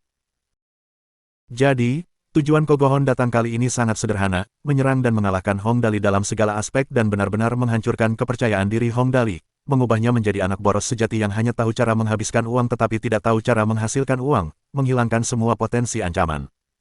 Itu mirip dengan alur cerita dalam novel. Tokoh utamanya adalah seorang jenius, dan ia maju dengan sangat cepat dalam hidupnya. Jika itu adalah alur kejadian yang biasa, maka ia harus mendaki lebih tinggi dan lebih tinggi, selangkah demi selangkah. Namun Taro Gohon dari keluarga Gohon tidak berpikir seperti itu. Setelah mengetahui semua hal yang telah dilakukan Hong Dali, ia memandang Hong Dali sebagai orang yang agak mengancam. Jadi, ketika Hong Dali baru mencapai level 10, mereka berencana untuk mengirim seorang ahli level 100 untuk langsung menghancurkan Hong Dali hingga mati. Menghancurkan lawan sampai mati sebelum lawan benar-benar tumbuh dan maju, itu benar-benar keputusan yang bijaksana. Ini benar-benar. Hong Tu mengerutkan kening. Dulu, selama perang itu, aku sudah menyadari bahwa konglomerat Toyoda ini suka sekali mencekik dan menghancurkan para jenius muda di pihak musuh hingga mati. Ketiga kakak laki-lakiku adalah contoh yang sempurna, dan sekarang mereka ingin melakukan hal yang sama lagi. Ya, awalnya kupikir ini hanya permainan anak-anak di antara anak muda. Wu Di menghela napas. Kemudian, setelah mendengar ada gerakan besar di sana, aku merasa ada yang tidak beres dan bergegas ke sini untuk memberitahu kalian semua. Lalu bagaimana kita harus menghadapi ini? Hong Wei Guo berkata dengan suara berat. Oh benar, apa yang dikatakan orang-orang di atas. Mereka yang berada di atas menyatakan dukungan penuh mereka. Wu Di berkata, selama itu tidak melibatkan masalah prinsip, kami akan memberikan dukungan dalam aspek kebijakan mengenai semua masalah Hong Dali. Selama dia membutuhkannya, dia akan diizinkan untuk melakukan semua prosedur yang diperlukan. Bagus, bagus. Hong Wei Guo menghela napas lega. Sebagai juru mudi Sunlei Company, Hong Wei Guo tentu tahu betul bahwa jika negara tidak memberikan lampu hijau dalam sesuatu, dampaknya pasti akan serius. Seringkali, semuanya mungkin tampak lancar pada awalnya, tetapi kemudian waktu akan tersendat karena harus melalui prosedur inspeksi, dokumen untuk persetujuan, dan sebagainya, yang seringkali akan mengubahnya dari baik menjadi buruk. Kalau saja Hong Dali punya ide bagus dan ia membuat persiapan agar ide itu bisa dilaksanakan, tetapi pada akhirnya orang-orang di atas mencari-cari alasan untuk tidak menyetujuinya, maka ketika rencana itu akhirnya disetujui, waktu terbaik pasti sudah lewat. Misalnya, jika Hong Dali ingin membeli sebidang tanah, tetapi pada akhirnya semua dokumen persetujuan menunda pembeliannya hingga 1 atau 2 tahun, pada saat itu, harga sebidang tanah tersebut sudah akan meningkat pesat. Lalu mengapa masih membelinya? Sekarang setelah kepala biro berkata demikian, maka dengan sendirinya segala sesuatu akan lebih mudah dilaksanakan, dan minimal mereka akan merasa cukup percaya diri. Karena aku sudah menyampaikan pesan ini kepadamu, sudah saatnya aku pergi. Setelah selesai berbicara, Wu Di berdiri. Ingatlah untuk tidak menganggap enteng masalah ini, awalnya, aku juga tidak terlalu peduli, bagaimanapun, ini masalah anak muda, namun setelah itu, situasinya telah berubah terlalu drastis, jadi aku harap semua orang akan menanggapi ini dengan serius, selama kita tidak perlu campur tangan secara langsung, kita pasti akan memberikan dukungan penuh kita kepada Hong Dali. Kami mengerti. Hong Tu bangkit dan mengantar tamunya pergi. Ini masalah khusus, aku tidak akan menahanmu lebih lama lagi, nanti, kita akan menghubungi lagi jika ada hal lain. Tetaplah berhubungan. Bab 315. Undangan sebesar 50 juta USD. Putaran keempat barat, Yelai siang. Catherine berada di kamarnya, dalam dilema yang serius. Laporkan, jangan laporkan, laporkan, jangan laporkan. Sebenarnya, sesuai dengan tujuan awal Catherine datang ke Hong Dali, dia tentu saja harus melaporkan semua hal yang berkaitan dengan Hong Dali. Namun masalahnya adalah dia benar-benar sedikit ragu sekarang. Melalui interaksi singkat beberapa hari dengannya, Catherine menyadari bahwa Hong Dali sebenarnya adalah orang yang sangat sederhana. Dia menghabiskan uang dengan senang hati tanpa beban, bersikap sopan kepada orang lain, dan tidak pernah memandang rendah siapapun. Selain itu, dia sangat peduli terhadap orang-orang di sekitarnya. Beberapa hari ini, Catherine mendengar bahwa saat itu, Hong Dali telah menghabiskan lebih dari 5 juta untuk menyingkirkan kabinet society dalam semalam demi saudara laki-laki Ling Xiaowei, Ling Mufeng. Tidak perlu disebutkan tentang hal-hal kecil lainnya. Bagaimanapun, Catherine percaya bahwa jika sesuatu terjadi padanya, Horace pasti tidak akan mau menghabiskan 5 juta dolar Amerika Serikat untuknya. Namun masalahnya sekarang adalah mereka berdua berasal dari dua kubu yang berbeda. Catherine benar-benar tidak punya banyak pilihan, dan setelah berjuang dalam hati selama beberapa waktu, dia akhirnya memutuskan untuk melaporkan masalah mengenai pertemuan Hong Dali dan Ko Go Hon. Namun, mengenai pihak Lin Chuyin, Catherine memilih untuk menyembunyikannya. Setelah memikirkannya, Catherine langsung merasa lega. Ia mengangkat teleponnya dan menelepon Horace. "Tuan, ini aku." Suara Horace terdengar dari ujung telepon. "Apakah semuanya baik-baik saja, Nona?" "Tidak apa-apa, saat ini ada perkembangan masalah yang berkaitan dengan Hong Dali." Catherine berkata, Hong Dali dan Tuan Muda Konglomerat Toyoda, Ko Go Hon, telah bertemu satu sama lain. Suasana di antara keduanya agak tidak bersahabat, dan saat ini, dapat dipastikan bahwa hubungan mereka telah menjadi bermusuhan, sampai-sampai hal ini hampir tidak dapat diubah. Permusuhan antara Hong Dali dan Ko Go Hon telah terjadi.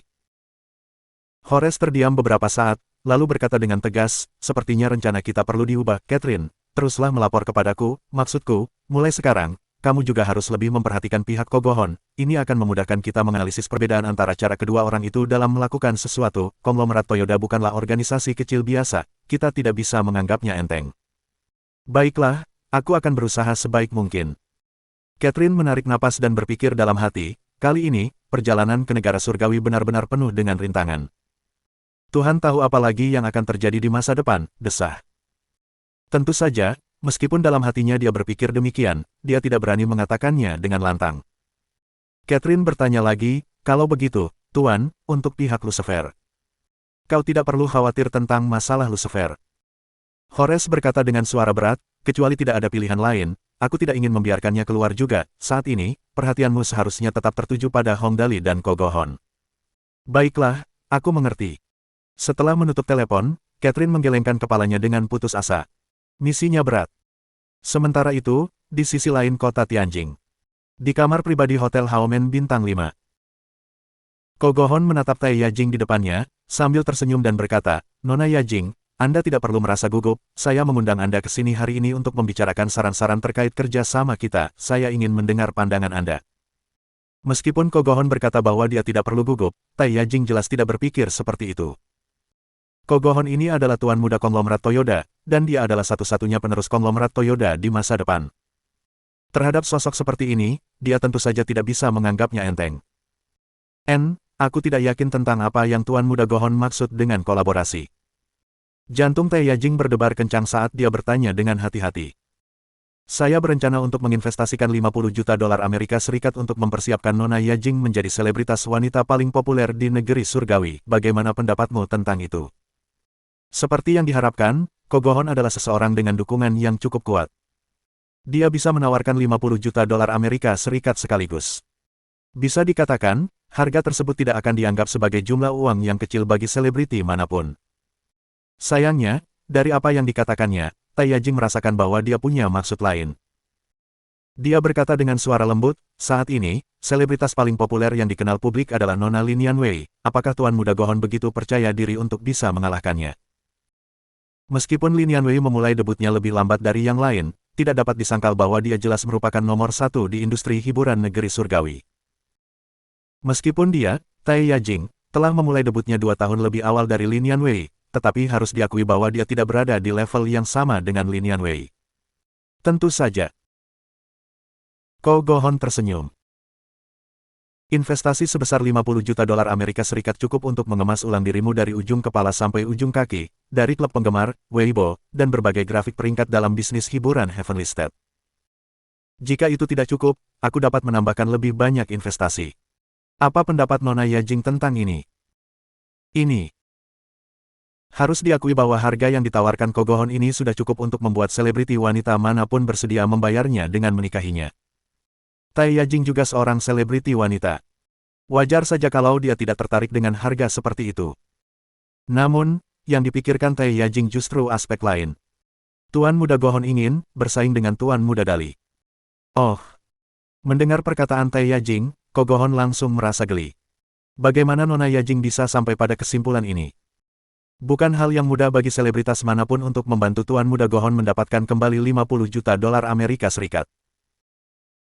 Tai Yajing berkata perlahan, "Saya yakin bahwa tidak mungkin Tuan Muda Go Hon telah melirik saya dan ingin saya menjadi Nona Muda Konglomerat Toyoda. Terlebih lagi, ketika saya baru saja datang, saya mendengar bawahan Anda memanggil Anda sebagai Tuan Muda, jadi saya sampai pada kesimpulan ini, hanya saja saya tidak tahu apakah apa yang baru saja saya katakan itu benar.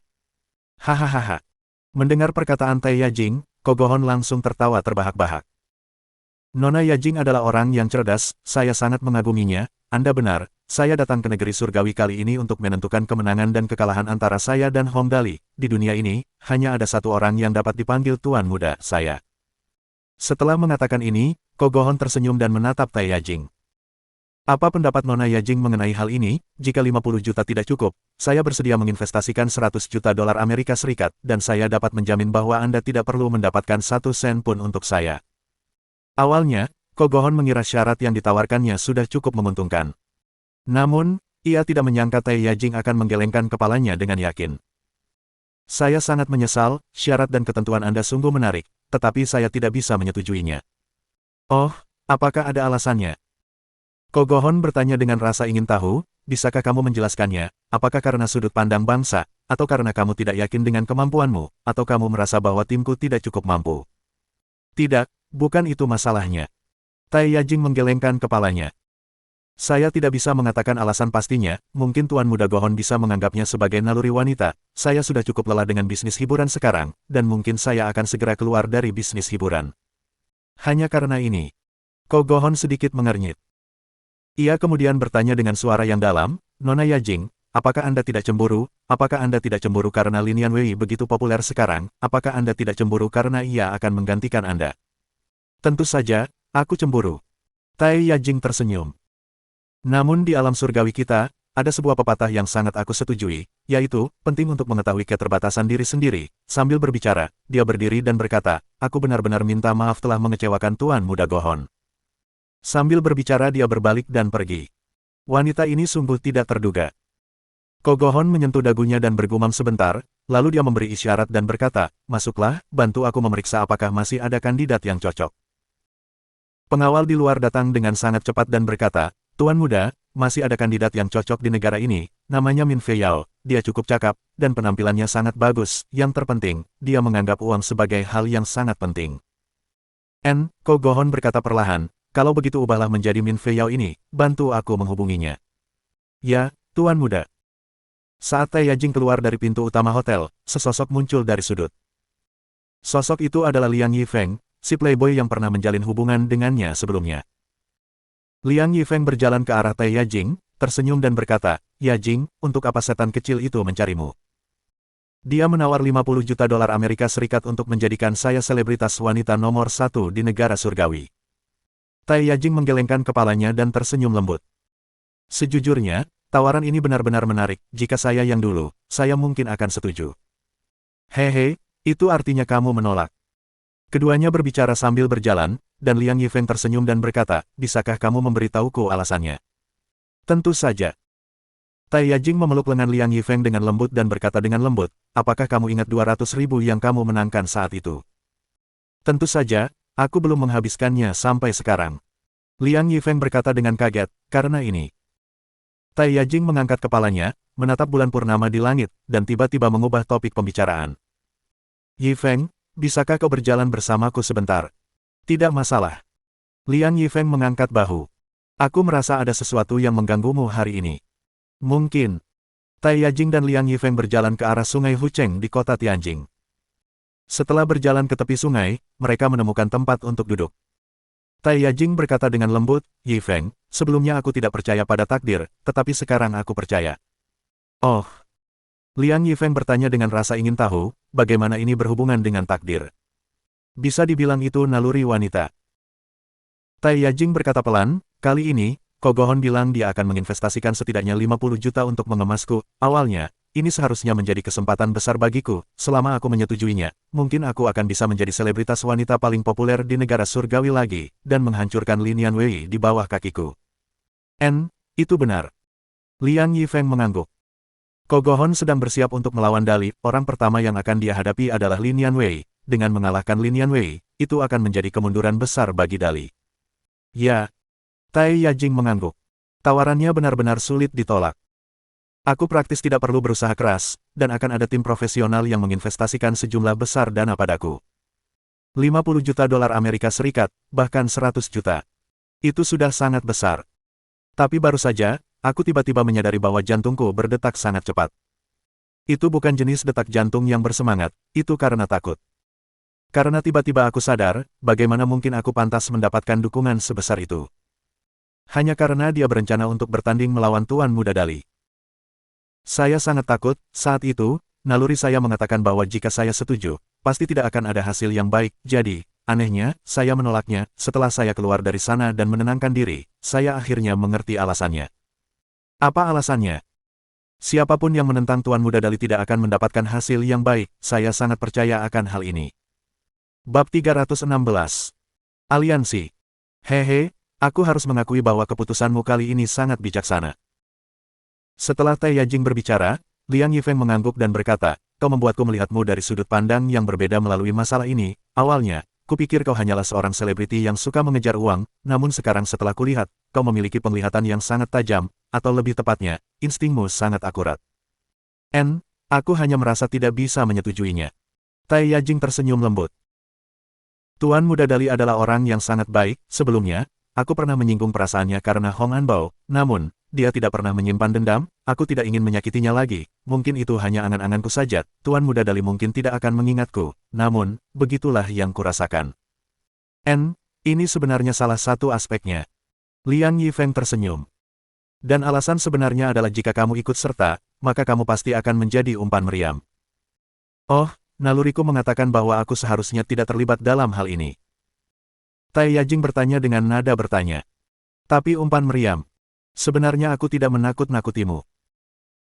Liang Yifeng berkata perlahan, pikirkanlah, dalam pertempuran antara Dali dan Kogohon, di permukaan, itu demi gelar Tuan Muda, tetapi apakah semuanya sesederhana itu? Mengapa Kogohon menghabiskan 50 juta dolar Amerika Serikat untukmu? Bahkan jika kamu bisa menjadi selebritas wanita nomor 1 di negara surgawi, bagaimana kamu bisa mendapatkan kembali 50 juta ini untuknya? Aku juga pernah memikirkan hal ini sebelumnya, tetapi aku tidak dapat memahami inti dari semua ini. Tai Yajing terdiam beberapa saat, dan tiba-tiba, matanya berbinar ketika dia bertanya, Yifeng, apa maksudmu adalah, Kogohon berencana untuk melawan Hong Dali dalam segala hal kali ini? Hampir tepat sasaran, tidak jauh dari sasaran. Liang Yifeng menyeringai. Menginvestasikan sejumlah besar uang sebesar 50 juta dolar Amerika Serikat untuk seorang selebriti. Lalu bagaimana dengan aspek lainnya? Saya berani mengatakan bahwa Kogohon datang ke negara surgawi kali ini pasti dengan tujuan tersembunyi yang berhubungan dengan keluarga mereka. Konglomerat Toyoda negara bagian Jaban selalu suka menghancurkan para jenius dan bakat muda lawan mereka. Dengan Hong Dali yang begitu luar biasa, tidak mungkin mereka tidak menyadarinya. Jadi kali ini, dia memberi alasan bahwa itu adalah pertarungan untuk gelar Tuan Muda. Tetapi sebenarnya, itu pasti ditujukan pada Hong Dali. Hehe. Apakah menurutmu gelar belaka akan sepadan baginya untuk menginvestasikan begitu banyak? Benar. Mendengar perkataan Liang Yifeng, Tai Yajing langsung mengerti. Dia berencana menghancurkan reputasi Hong Dali yang legendaris karena tidak pernah kalah, pasti begitu. Kalau aku ikut campur, siapapun yang menang atau kalah, aku tidak akan mendapat keuntungan apapun, pantas saja jantungku berdebar kencang sebelumnya, jadi ini gara-gara ini. Tai Yajing bukanlah wanita bodoh. Karena itu, dia segera memahami inti permasalahan ini. Haha, sebenarnya kau cukup beruntung. Liang Yifeng memuji. Pikirkanlah, sekarang Hong Dali dikenal luas di negara surgawi dan apapun yang ia mulai menghasilkan uang baginya, dan masih ada kura-kura besar si kura-kura hitam bersamanya. Jika kau melawannya, apakah kau akan mendapat keuntungan?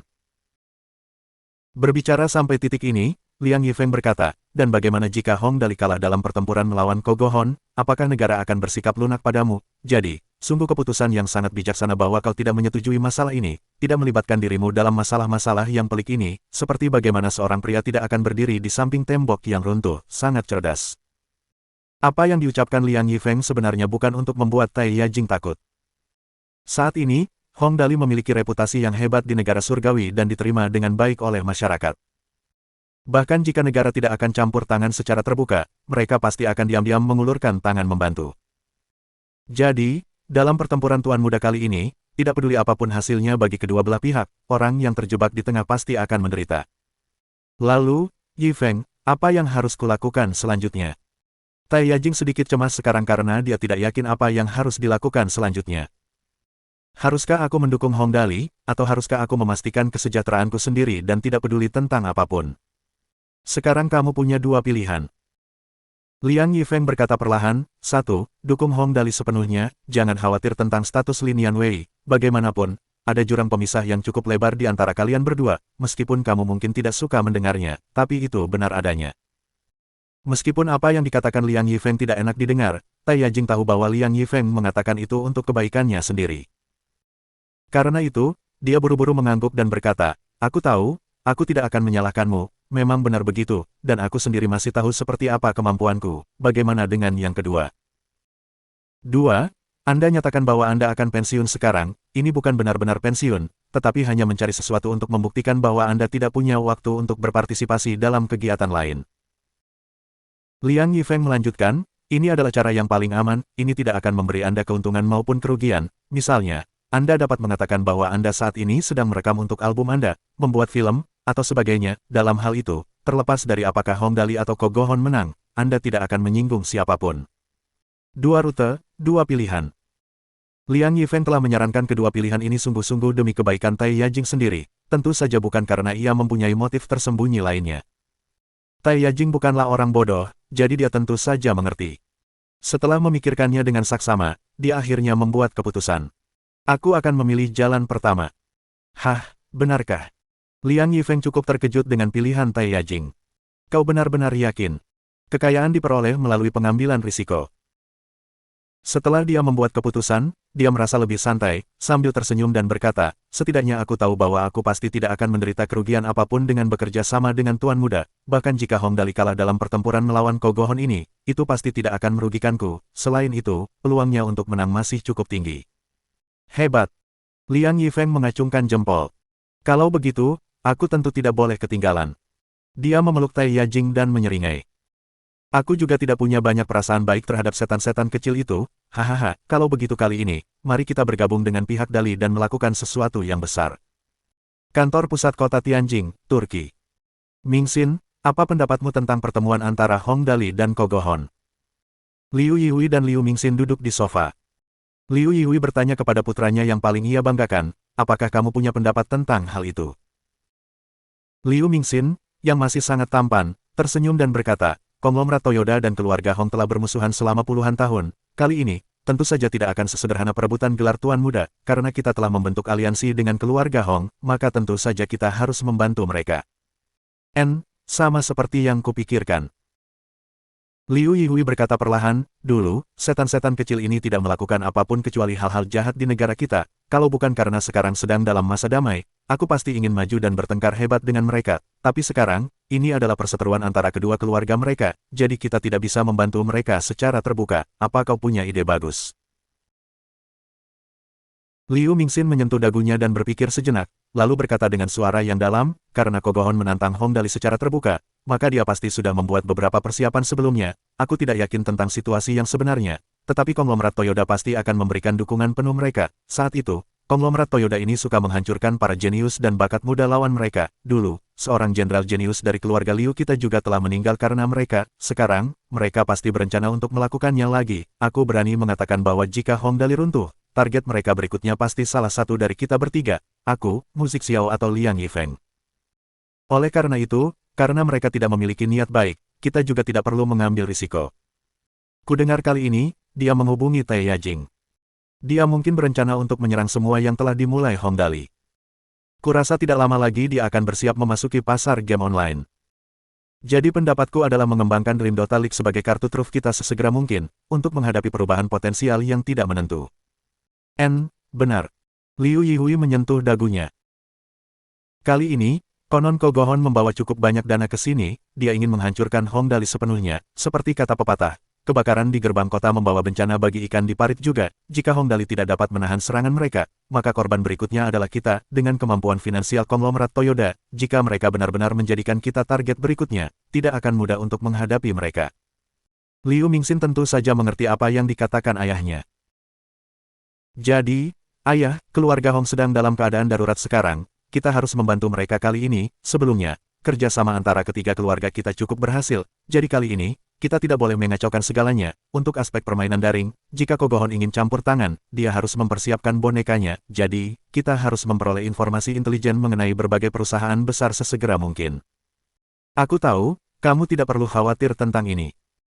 Liu Yui mengangguk, lalu bertanya, "Oh iya, tentang game baru itu, bagaimana perkembangannya sejauh ini? Bagaimana perasaanmu tentang game itu? Apakah game itu benar-benar memiliki potensi sebesar itu?" Liu Yui tentu saja sangat menyadari betapa kreatifnya Dream Dota League yang diusulkan Hong Dali. Dia sudah tahu bahwa permainan ini pasti akan populer hanya dengan mendengarkan Hong Dali membicarakannya sekali atau dua kali. Jadi, saat ini, dia agak khawatir tentang bagaimana melindungi Hong Dali. Bagaimanapun, Hong Dali punya banyak ide bagus, dan dia seperti ayam betina yang bisa bertelur emas. Jadi, dia harus berhati-hati tentang ini. Perkembangannya cukup bagus, saat ini, petanya sudah selesai, dan sejauh ini sudah ada desain awal untuk 6 hero. Berbicara tentang Dream Dota League, Liu Mingxin cukup bersemangat. Saat ini, pengujian dalam ruangan di ruang permainan di lantai 3 gedung Chenhui telah diterima dengan cukup baik, terutama Lin Sixuan. Dia sangat menyukai permainan ini dan telah membawa para gamer profesional bersamanya untuk berlatih dengan giat. Sekarang, standar mereka semua bagus, saya datang 2 kali untuk melihatnya, kompetisinya sangat spektakuler, dan saya secara khusus meminta programmer untuk mendesain keterampilan sedemikian rupa sehingga lebih hebat ketika kami memperkenalkannya di festival permainan daring di masa mendatang. Itu pasti akan mendapat sambutan luas, dan, setelah dirilis secara resmi, hasilnya pasti akan bagus. Liu Yui tidak terlalu memikirkan apa yang dia katakan. Jika Hong Dali mendengar ini, dia pasti akan menganggukkan kepalanya dengan keras. Belum lagi tentang dunia ini, tetapi bahkan di kehidupan sebelumnya di mana industri hiburan cukup maju, The Three Kingdoms, Dream Dota League, dan League of Legends juga sangat populer. Sekarang setelah mereka diperkenalkan dalam konteks ini, tidak perlu dikatakan lagi tentang prestasi mereka. Sekarang, semakin aku memikirkannya, semakin aku iri dengan otak Hong Dali itu. Setelah Liu Mingxin selesai berbicara, Liu Yui menghela napas dalam-dalam. Sekarang aku benar-benar tidak sabar untuk memenggal kepalanya dan melihat berapa banyak ide bagus yang dia miliki. Aku menyadari bahwa setiap ide acaknya akan menghasilkan banyak uang. Sebelumnya, dia hanya berpikir santai untuk memperbaiki suasana makan, jadi dia memulai restoran berantai gaya wuxia itu. Namun, dalam waktu yang singkat, dia telah menghasilkan puluhan juta hanya dari biaya waralaba saja. Bab 317. Demi kejayaan Hollywood. Amerika, Hollywood. Berbeda dengan ketegangan yang terjadi di Heavenly State, saat ini, untuk menghadapi film CG penuh dengan investasi sebesar 50 juta oleh Hong Dali, mereka sangat sibuk. Tentu saja, mereka tidak sibuk membabi buta. Setelah periode peningkatan investasi dan memulai operasi dengan kekuatan penuh, beberapa efek telah terjadi. Bagaimanapun juga, bukanlah hal yang mudah untuk meningkatkan investasi hingga jumlah yang sangat besar yaitu 50 juta. Konferensi meja bundar telah berlangsung begitu banyak sehingga mereka tidak dapat menghitungnya lagi. Untuk menghadapi tantangan yang akan datang, beberapa maestro film di Hollywood hampir setiap hari mempelajari tindakan pencegahan mereka di masa mendatang. Bagaimanapun, masalah kali ini menyangkut posisi berharga raja film di dunia. Karena itu, mereka tidak bisa menganggapnya enteng. James, bagaimana perkembangan Magic AG-mu? Di ruang konferensi, seseorang bertanya. Kami tidak begitu yakin tentang bagaimana perkembangan di pihak Hong Dali. Tetapi yang sangat jelas adalah bahwa kami harus memastikan untuk melakukan yang terbaik di pihak kami. Ya, saat ini, karena jumlah investasinya cukup tinggi, semuanya berjalan sangat cepat. James menyeringai. Dan yang paling membuat saya senang adalah tim pengembang kami saat ini telah berhasil meneliti dan mengembangkan teknologi pembuatan film 3D yang sempurna, dan sekarang mereka sedang mengonversi videonya. Setelah filmnya diputar, semua bioskop di Amerika akan menayangkan film tersebut dalam versi 3D. Ya Tuhan, teknologi 3D. Begitu James mengatakan itu, semua orang di seluruh ruang konferensi berseru kaget. Teknologi pembuatan film 3D, sebelumnya hanya bisa dihitung sebagai teori kasar, dan ada cukup banyak orang yang telah mencobanya sebelumnya, tetapi efek yang difilmkan sangat tidak memuaskan. Sekarang setelah mereka mendengar ini, semua orang langsung menyadari bahwa dalam pertarungan film kali ini, mereka pasti akan mendapat banyak manfaat darinya. Itu adalah teknologi 3D, yang membuat adegan tampak seperti kenyataan. Tidak selevel dengan film biasa yang diputar di layar. Ngomong-ngomong, aku harus berterima kasih pada si anak ajaib Hong Dali. James menjadi semakin bangga saat dia berbicara. Hahaha, naskah kita punya keterampilan sihir yang keren ditambah dengan efek 3D. Semua orang juga tertawa terbahak-bahak. Saat itu, kita lihat saja bagaimana Hong Dali akan menghadapinya. Apa gunanya tidak peduli seberapa cantik pakaian suci mekanik itu, apakah itu akan lebih menarik daripada film 3D? Setelah semua orang tertawa beberapa saat, salah satu dari mereka berkata dengan suara berat, "Semuanya, diam dulu, ada yang ingin kukatakan." Setelah mendengar apa yang dikatakan orang itu, seluruh ruang konferensi menjadi sunyi. Orang itu perlahan melanjutkan, saya telah mempelajari Hong Dali ini dengan saksama, dia sangat pandai menciptakan keajaiban, seringkali, ketika semua orang berpikir bahwa dia tidak akan berhasil, entah bagaimana dia dapat berhasil membalikkan keadaan, sama seperti sebelumnya, kita semua berpikir bahwa penjualan tiket, Pugilistic World akan anjlok, tetapi akhirnya, siapa yang mengira bahwa penjualan tiket akan meningkat begitu pesat, jadi kali ini, semuanya, harap diingat untuk tidak meremehkan musuh, jika tidak, mungkin kita akan mengalami kemunduran besar. Ya, terima kasih sudah mengingatkan. Mampu mencapai posisi ini membuktikan bahwa James bukan orang bodoh. Dia berkata dengan tegas, saat ini, semua orang harus bekerja sama, dan jika Anda memiliki teknologi yang bagus, Anda harus membagikannya dengan yang lain, saya akan membagikan teknologi pembuatan film 3D saya dengan semua orang juga. Kali ini menyangkut kejayaan Hollywood, jika saya gagal, saya rasa semua orang akan menderita juga, jadi kali ini, jika Anda memiliki hal-hal yang bagus, keluarkan dan jangan sembunyikan dari yang lain, jika Anda melakukannya, itu akan menimbulkan masalah besar. Kami mengerti ini, seseorang tersenyum. Jadi, yang saya pikirkan adalah mengumpulkan semua tim untuk melakukan penelitian bersama, setidaknya, jika sebelumnya ada beberapa konflik kecil di antara kita, mohon jangan dimasukkan ke hati. Setuju, demi Amerika, demi kejayaan Hollywood. Kota Tianjin, Gedung Chen Hui. Tuan Muda, Zhang Kai berdiri di depan Hong Dali dan melapor dengan suara pelan. Menurut berita terbaru di daerah setempat, Kogohon menghubungi Nona Tai Yajing dan berencana untuk mengangkat Nona Tai Yajing kembali ke status selebritas wanita nomor 1 dalam bisnis hiburan, namun, Nona Tai Yajing menolak tawaran tersebut. Oh. Kepala Hong Dali bersandar di pangkuan Lin Yanwei, seraya bertanya dengan rasa ingin tahu, siapa Tai Yajing? Zhang Kai jelas kehilangan kata-kata sejenak. Kemudian, dia buru-buru menjelaskan kepada Hong Dali. Dia adalah selebritas wanita paling populer sebelum Nian Wei debut, namun sejak Nian Wei mulai mengikuti Tuan Muda, Tai Yajing kehilangan status nomor 1. Sebenarnya aku agak terkejut bahwa dia menolak tawaran Kogohon. Awalnya, kupikir dia akan sangat bersedia menerima tawarannya. Oh, aku ingat, saat itu, sepertinya aku pernah melihatnya sekali.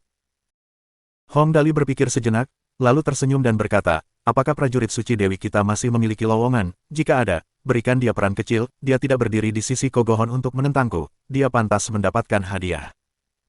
Tampaknya pilihan Tai Yajing cukup tepat, pasti hanya akan ada keuntungan dengan mengikuti Hong Dali.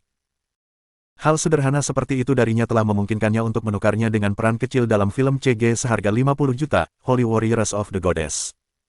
Dengan statusnya di industri ini, karakter itu pasti akan mendatangkan potensi besar. Tentu saja, itu hanya masalah kecil tentang apa yang akan dipikirkan Tai Yajing tentang hal itu. Sebaliknya, Hong Dali merasakan ada yang tidak beres dengan ini. Sepertinya Kogohon berencana untuk berhadapan langsung denganku, dan langkah pertamanya adalah bersaing denganku dalam bisnis hiburan. Saat ini, sepertinya memang begitu. Zhang Kai mengangguk. Setelah gagal mengajak Tai Yajing bekerja sama dengannya, Kogohon menghubungi selebritas wanita lain yang memiliki kemampuan hebat di industri ini. Min Fei Yao, kudengar kali ini, dia telah menginvestasikan 100 juta dolar Amerika Serikat dan berencana menjadikan Min Fei Yao sebagai selebritas wanita nomor 1 di negara surgawi untuk menggantikan Nian Wei.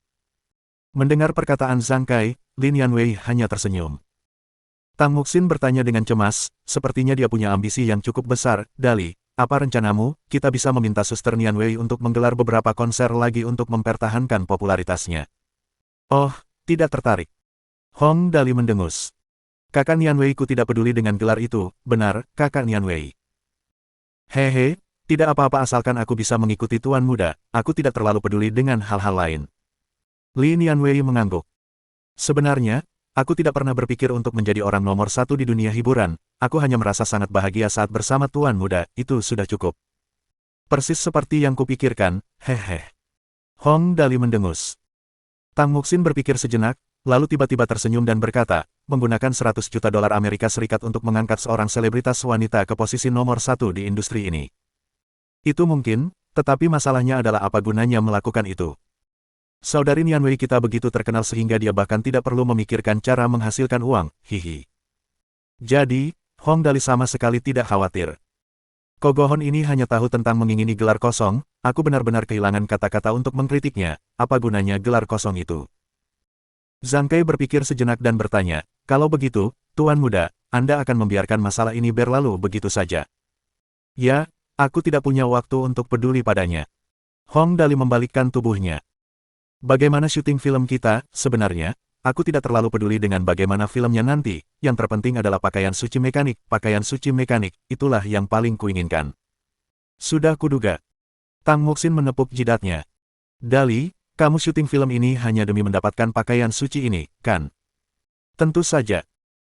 Hong Dali bertanya dengan rasa ingin tahu, jika tidak, mengapa aku harus membuat film? Baiklah, sekarang Tang Muxin sudah jelas mengerti Hong Dali, semua yang dilakukan orang ini hanya untuk bersenang-senang. Kalau bukan karena itu, dia pasti tidak akan tertarik. Kecepatan Nona Chuyin dalam meneliti akhir-akhir ini sangat cepat. Zhang Kai tersenyum.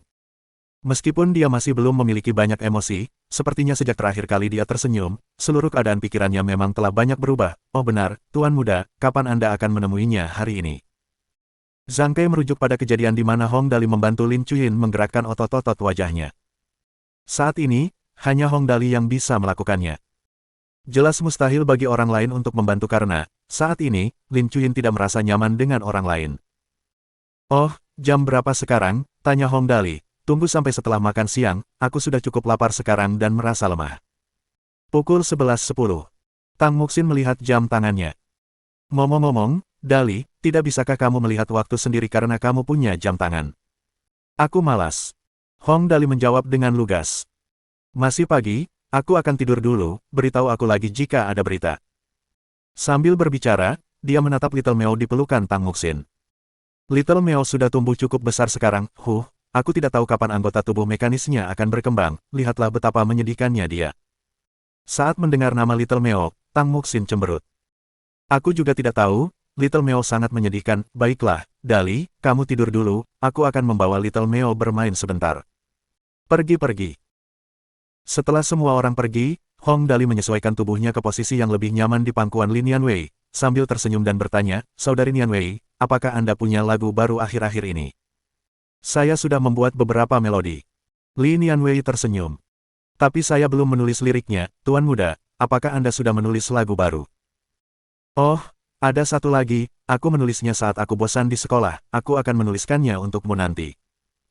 Hong Dali bergumam, aku akan tidur sebentar dulu, aku sangat lelah, beberapa hari bermain-main ini membuatku sedikit lelah. Baiklah. Setelah Lin Yanwei berkata demikian, dia mengeluarkan ponsel pintar yang sudah direformasi itu dan mulai membaca novel.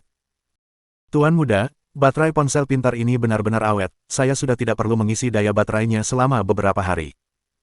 Tentu saja, aku harus memberikan hal-hal baik kepada Suster Yanwei. Hong Dali membalikkan tubuhnya. Meskipun dia tampak tertidur lelap, sebenarnya dia telah membuka sistem. Beberapa hari ini, dia telah memantau nilai pemborosan. Sekarang, nilainya telah mencapai 30 juta. Menghamburkan 30 juta berarti ada 30 poin atribut, dan dia dapat menukarnya dengan cetak biru sains dan teknologi. Suara sistem terdengar. Saat ini tuan rumah memiliki 30 poin atribut, silakan pilih item untuk ditukar. Tukarkan dengan cetak biru teknologi koneksi saraf. Bab 318. Buat mereka takut. Host telah memilih untuk menukar cetak biru teknologi koneksi saraf, pembuatan cetak biru sedang berlangsung, harap tunggu. Cetak biru dibuat, konten, mampu menjembatani koneksi antara teknologi dan sinyal saraf di otak makhluk hidup. Fungsi utama, mengontrol endoskeleton untuk menjalankan operasi sesuai keinginan makhluk hidup, silakan pilih metode penerimaan. Cetak biru teknologi koneksi saraf yang dapat memungkinkan Little Meo kembali ke kondisi normalnya akhirnya telah dibuat. Kirim dulu ke ponsel pintarku. Hong Dali menyimpan cetak biru itu dengan baik terlebih dahulu. Namun, saat itu, dia agak gelisah lagi. Dia sudah mendapatkan cetak biru itu, tetapi masalahnya adalah bagaimana dia harus menjelaskan dari mana asalnya. Jatuh dari langit. Tidak masuk akal. Dia menemukannya sendiri. Itu bahkan lebih mustahil. Dengan teknologi seperti itu pasti sudah lama dipatenkan. Dia tidak sengaja menemukannya di suatu tempat. Orang macam apa yang mampu mengembangkan cetak biru teknologi seperti itu? Akhirnya, Hong Dali harus mengakui bahwa, meskipun cetak biru ini datang dengan mudah, yang paling sulit baginya adalah untuk mengungkapkannya. Masalah terbesarnya adalah bahwa sistemnya adalah rahasia mutlak, dia pasti tidak bisa mengungkapkannya apapun yang terjadi. Bagaimanapun, hal ini terlalu surrealis. Apa yang harus kulakukan?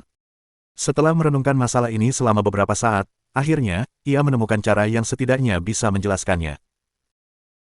Lebih baik aku tidak mengatakan apa ini, dan katakan saja bahwa ini adalah cetak biru yang tidak kusadari. Aku akan membagi cetak biru ini menjadi 3 bagian.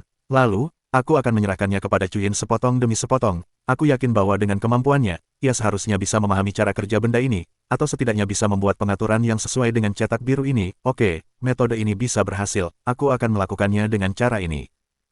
Karena rencananya telah diputuskan, Hong Dali menghela napas panjang lega. Sekarang setelah dia melihatnya, meskipun sistemnya hebat, dia tidak bisa bertindak gegabah. Kalau tidak, dia akan mudah terjebak, dan itu tidak akan menyenangkan lagi. Misalnya, teknologi yang diberikan tidak boleh diekspos.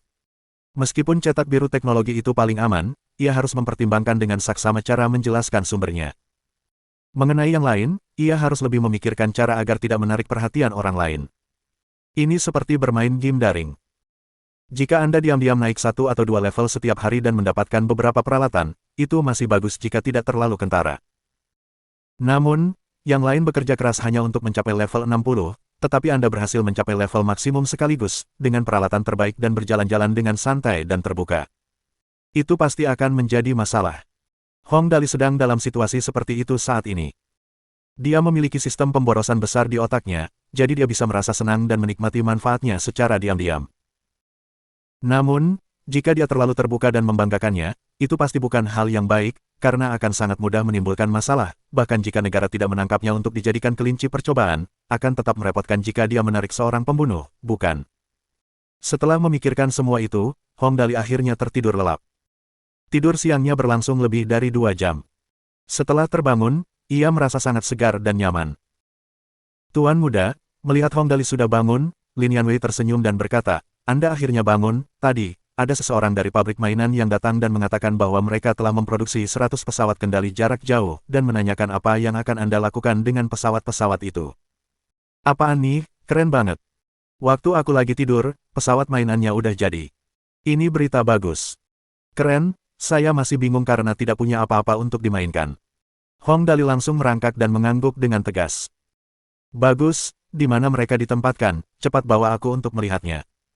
Semuanya ditumpuk di gudang. Lin Yanwei tersenyum dan berkata, jika kamu ingin pergi ke sana, aku akan membawamu ke sana. Baiklah. Hong Dali tersenyum lebar. Aku akan pergi dan bermain-main dengan mereka. Keduanya langsung berdiri dan pergi. Paha Lin Yanwei sedikit mati rasa karena ditiduri Hong Dali, jadi dia berjalan sedikit lebih lambat. Setelah sampai di pintu masuk gudang, Lin Yanwei tersenyum dan berkata, Tuan muda, Anda bisa pergi bermain dulu, saya akan istirahat sebentar, kaki saya masih agak sakit. Baiklah, baiklah. Hong Dali setuju. Kakak Yanwei, istirahatlah dengan baik, aku tidur terlalu lama tadi, hehe. Oh benar, setelah kamu istirahat, ingatlah untuk meminta seseorang membawa Momo kecil yang suka bermain dengan mainan kendali jarak jauh ke sini, aku berjanji akan bermain dengannya jika aku punya mainan yang bagus. Baiklah, aku mengerti, Tuan muda masih mengingatnya, hehe. Mendengar Hong Dali menyebut-nyebut Wang Mo, Lin Yanwei sedikit bersemangat. Sebenarnya, seringkali, semudah ini membuat orang lain menyukai Anda. Jika Hong Dali bisa memperlihatkan begitu banyak perhatian kepada seorang anak kecil yang baru dilihatnya sekali sebelumnya, apakah dia akan memperlakukan orang-orang di sekitarnya dengan buruk? Seharusnya begitu. Hong Dali menyeringai dan berjalan ke gudang, lalu menutup pintu. Kakak Yanwei, kalau begitu pergilah beristirahat dulu, aku akan bermain sebentar. Setelah memasuki gudang, Hong Dali memandangi model pesawat mainan yang bertumpuk tinggi di depannya dan menghela napas panjang. Luar biasa. Saya rasa saya dapat menggunakan model mainan ini untuk merakit kembali beberapa suku cadang bermutu sempurna yang saya rasa memuaskan, haha. Dia mengeluarkan menu sistem di otaknya dan memilih keterampilan, kerusakan mesin, perakitan, dan transformasi. Setelah itu, dia mengambil pesawat kendali jarak jauh dan menyeringai sambil berkata, kerusakan. Tak lama kemudian, helikopter fiksi ilmiah berwarna jingga di tangannya langsung pecah menjadi berbagai suku cadang. Sementara itu, di tangan Hong Dali, satu suku cadang bermutu sempurna muncul, propeller bermutu sempurna, fungsi ditingkatkan, lebih sedikit pengurasan energi, tenaga lebih kuat untuk naik. Haha, ini bagus. Hong Dali berseri-seri karena gembira. Oke, fungsi penghemat baterai ini bagus, lumayan. Dia meneruskan pemecahannya. Puff. Itu adalah suku cadang bermutu sempurna lainnya. Penerima sinyal bermutu sempurna, fungsi ditingkatkan, sinyal lebih kuat menyebar ke area yang lebih luas, kontrol efektif untuk jarak hingga 1000 meter. Astaga, jarak yang dapat dikontrol sejauh 1000 meter. Ini luar biasa. Mata Hong Dali berbinar. Jika ini adalah ketinggian vertikal, dengan 1000 meter, pesawat biasa akan terbang di ketinggian ini di atas tanah, bukan? Wahahaha, saat itu pesawat kendali jarak jauhku sudah bisa terbang bersama pesawat lain, dan itu akan membuat mereka takut. Melanjutkan. Puff. Suku cadang bermutu sempurna lainnya. Casing luar bermutu sempurna, perubahan fungsi, tahan air, tahan tekanan, peningkatan kekokohan 300%. Ini tidak sebagus itu. Lanjutkan uraian. Puff. Kali ini, hasilnya lumayan bagus. Baterai bermutu sempurna, fungsi ditingkatkan, meningkatkan kemampuan penyimpanan baterai hingga 500%, mengurangi daya baterai hingga 20%. Bagus, ini efek yang saya inginkan. Kalau tidak, pesawat akan mendarat di darat dalam waktu singkat. Itu tidak akan menyenangkan. Melanjutkan. Tak lama kemudian, Hong Dali telah menghancurkan semua 100 pesawat mainan. Suku cadangnya berserakan di tanah, ada berbagai jenis suku cadang dan juga barang buangan biasa. Sementara itu, Hong Dali juga telah memperoleh sejumlah suku cadang bermutu sempurna yang sangat berguna. Menjelang akhir, setelah Hong Dali memilih dan memilahnya dengan hati-hati, dia akhirnya memilih satu set suku cadang yang paling membuatnya puas. Propeller dengan kualitas sempurna, fungsi ditingkatkan, lebih sedikit pengurasan energi, tenaga lebih kuat untuk naik. Mesin dengan kualitas sempurna, perubahan fungsi, baterai lebih hemat, kebisingan lebih rendah, tahan air. Kedua perangkat ini sangat mengagumkan saat digabungkan. Salah satunya memiliki tenaga gerak yang kuat sementara yang lain menggunakan lebih sedikit energi. Dengan baling-baling yang sudah diperkuat, kebutuhan akan mesin tidak akan terlalu banyak. Yang paling dibutuhkan dari mesin adalah lebih sedikit pengurasan energi. Jadi, saat keduanya digabungkan, hasilnya benar-benar sempurna. Casing luar bidang datar bermutu sempurna, fungsi ditingkatkan, tahan tekanan, massa berkurang. Baterai pesawat dengan kualitas sempurna, fungsi ditingkatkan, peningkatan kemampuan penyimpanan baterai hingga 500%, penurunan daya baterai hingga 20%. Perangkat kendali jarak jauh dengan kualitas sempurna, fungsi ditingkatkan, sinyal menyebar lebih kuat ke area yang lebih jauh. Perangkat kendali pesawat dengan kualitas sempurna, fungsi ditingkatkan, fleksibel, mampu membuat pesawat melakukan berbagai gerakan rumit. Ini adalah bagian terpenting dalam pesawat kendali jarak jauh. Sedangkan untuk bagian lainnya, tentu saja tidak perlu dijelaskan secara rinci. Dengan komponen-komponen bermutu sempurna ini, hal berikutnya tentu saja perakitan. Merakit mesin. Begitu Hong Dali memberikan perintah ini, semua bagian pesawat yang diambil oleh Hong Dali dan disatukan semuanya terbang ke udara dan berkumpul bersama. Dalam sekejap, semuanya berkumpul bersama. Kemudian, sebuah pesawat model mainan yang sangat mengagumkan muncul di depan matanya. Model pesawat terbang bermutu sempurna, semua komponen bermutu sempurna, setelah dirakit bersama, tingkat kinerja meningkat sekali lagi. Selain peningkatan kemampuan berbagai komponen, model ini juga memiliki efek peningkatan tingkat kinerja keseluruhan sebesar 30%. Hebat! Ini luar biasa. Tingkat kinerja keseluruhan meningkat 30%. Itu berarti jarak kendali pesawat meningkat dari 1000 meter menjadi 1300 meter, dan kemampuan penyimpanan baterai meningkat 650%. Sebenarnya, itu tidak seberapa karena itu hanya peningkatan dalam level performa. Namun, yang benar-benar mengejutkan Hong Dali adalah informasi berikut. Model pesawat kayu yang dapat mengalami transformasi kedua, dapat memasang komponen bermutu sempurna atau instrumen bermutu sempurna lainnya. Jika fungsi-fungsi sebelumnya mudah saja dilakukan, maka fungsi tambahan yang satu ini benar-benar hebat. Memasang komponen bermutu sempurna atau instrumen bermutu sempurna lainnya. Selain hal-hal lain, apa yang paling penting sekarang? Kalau orang lain, mereka pasti akan berpikir bahwa menjadi keren adalah yang terpenting. Salah. Yang terpenting sekarang adalah bidang penglihatan. Bidang penglihatan pesawat. Kendali jarak jauh memiliki batas 1300 meter. Pada saat itu, apakah orang-orang dapat melihat pesawat itu? Tentu saja tidak. Jadi, apa yang paling penting saat ini? Visi pesawat.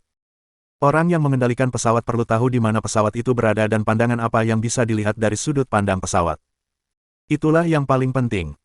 Kalau tidak, begitu pesawat terbang jauh, Anda bahkan tidak akan tahu kemana ia terbang. Lalu, apa yang bisa dimainkan? Maka, Hong Dali mengeluarkan ponsel pintar emas Novel Richie-nya yang bermutu sempurna tanpa ragu-ragu. Itu saja. Ponsel pintar ini juga dapat dipasang di pesawat terbang, wahahaha. Layar ponsel pintar ini dapat berfungsi sebagai bidang pandang bagi pesawat terbang.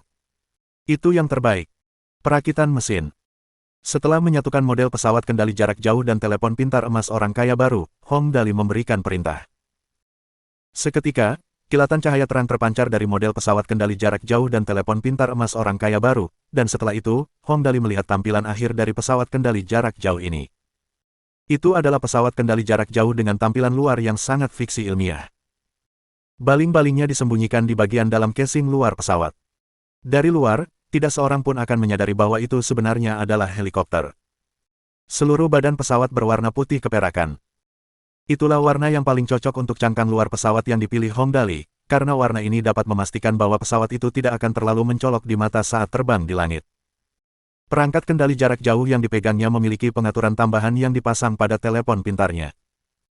Hong Dali menyalakan telepon pintarnya dan langsung melihat bahwa daftar aplikasi di telepon tersebut memiliki opsi tambahan yang sangat mengagumkan. Hubungkan ke perangkat pemantauan model. Bab 319. UFO ditemukan. Bagus sekali. Dengan ini, saya bisa melihat pemandangan dari pesawat setelah lepas landas. Wahahaha, ini sungguh luar biasa. Kini setelah pesawat terbang terbaik telah dirakit, Hong Dali dengan santai merakit beberapa pesawat lagi menggunakan suku cadang bermutu sempurna lainnya. Lalu, ia mengambil beberapa set model pesawat terbang dan berlari keluar. Kakak Nian Wei, aku sudah selesai dengan urusan di sini. Begitu Hong Dali keluar dari gudang, dia berteriak, para antek, ayo kita bermain dengan pesawat. Setelah mengatakan itu, dia membawa para anteknya keluar. Rasanya benar-benar keren. Tuan muda. Ling Xiaoyi berjalan mendekat dan tersenyum. Nona Nian Wei sudah membawa Momo kecil ke sini, dia menunggu di bawah. Oh, oke, ayo berangkat sekarang. Hong Dali melihat cuaca di luar dan berkata dengan puas, cuacanya cukup bagus hari ini, cukup damai, kita tidak punya kelas di sore hari, ini memang bagus. Baiklah, begitu orang ini bersemangat, dia bahkan menyanyikan, ruang belajar mandiri mahasiswa, ngomong-ngomong, ini agak cocok dengan suasana sekarang. Kelompok itu turun ke bawah, dan ketika mereka sampai di lantai 4, Hong Dali masuk ke laboratorium dan memanggil Cuyin. Tepat ketika mereka sampai di ruang tamu di lantai pertama, Hong Dali melihat bocah lelaki kecil yang lucu, Wang Mo, berdiri di sana dengan ekspresi penuh harap. Dia segera maju, tersenyum dan berkata, Momo sudah datang, hehe. Lihat model mainan yang telah disiapkan kakak Dali untukmu, apakah terlihat keren? Sambil berbicara, Hong Dali meletakkan model pesawat terbang terbaik dan bermutu sempurna itu ke tangan Wang Mo. Apakah kamu menyukainya? Kakak Dali, mainan modelmu keren banget. Wang Mo kecil jelas sangat gembira. Keren banget, kakak Dali, di mana kita akan memainkannya? Untuk bermain dengan model pesawat, tentu saja mereka harus pergi ke suatu tempat yang terbuka.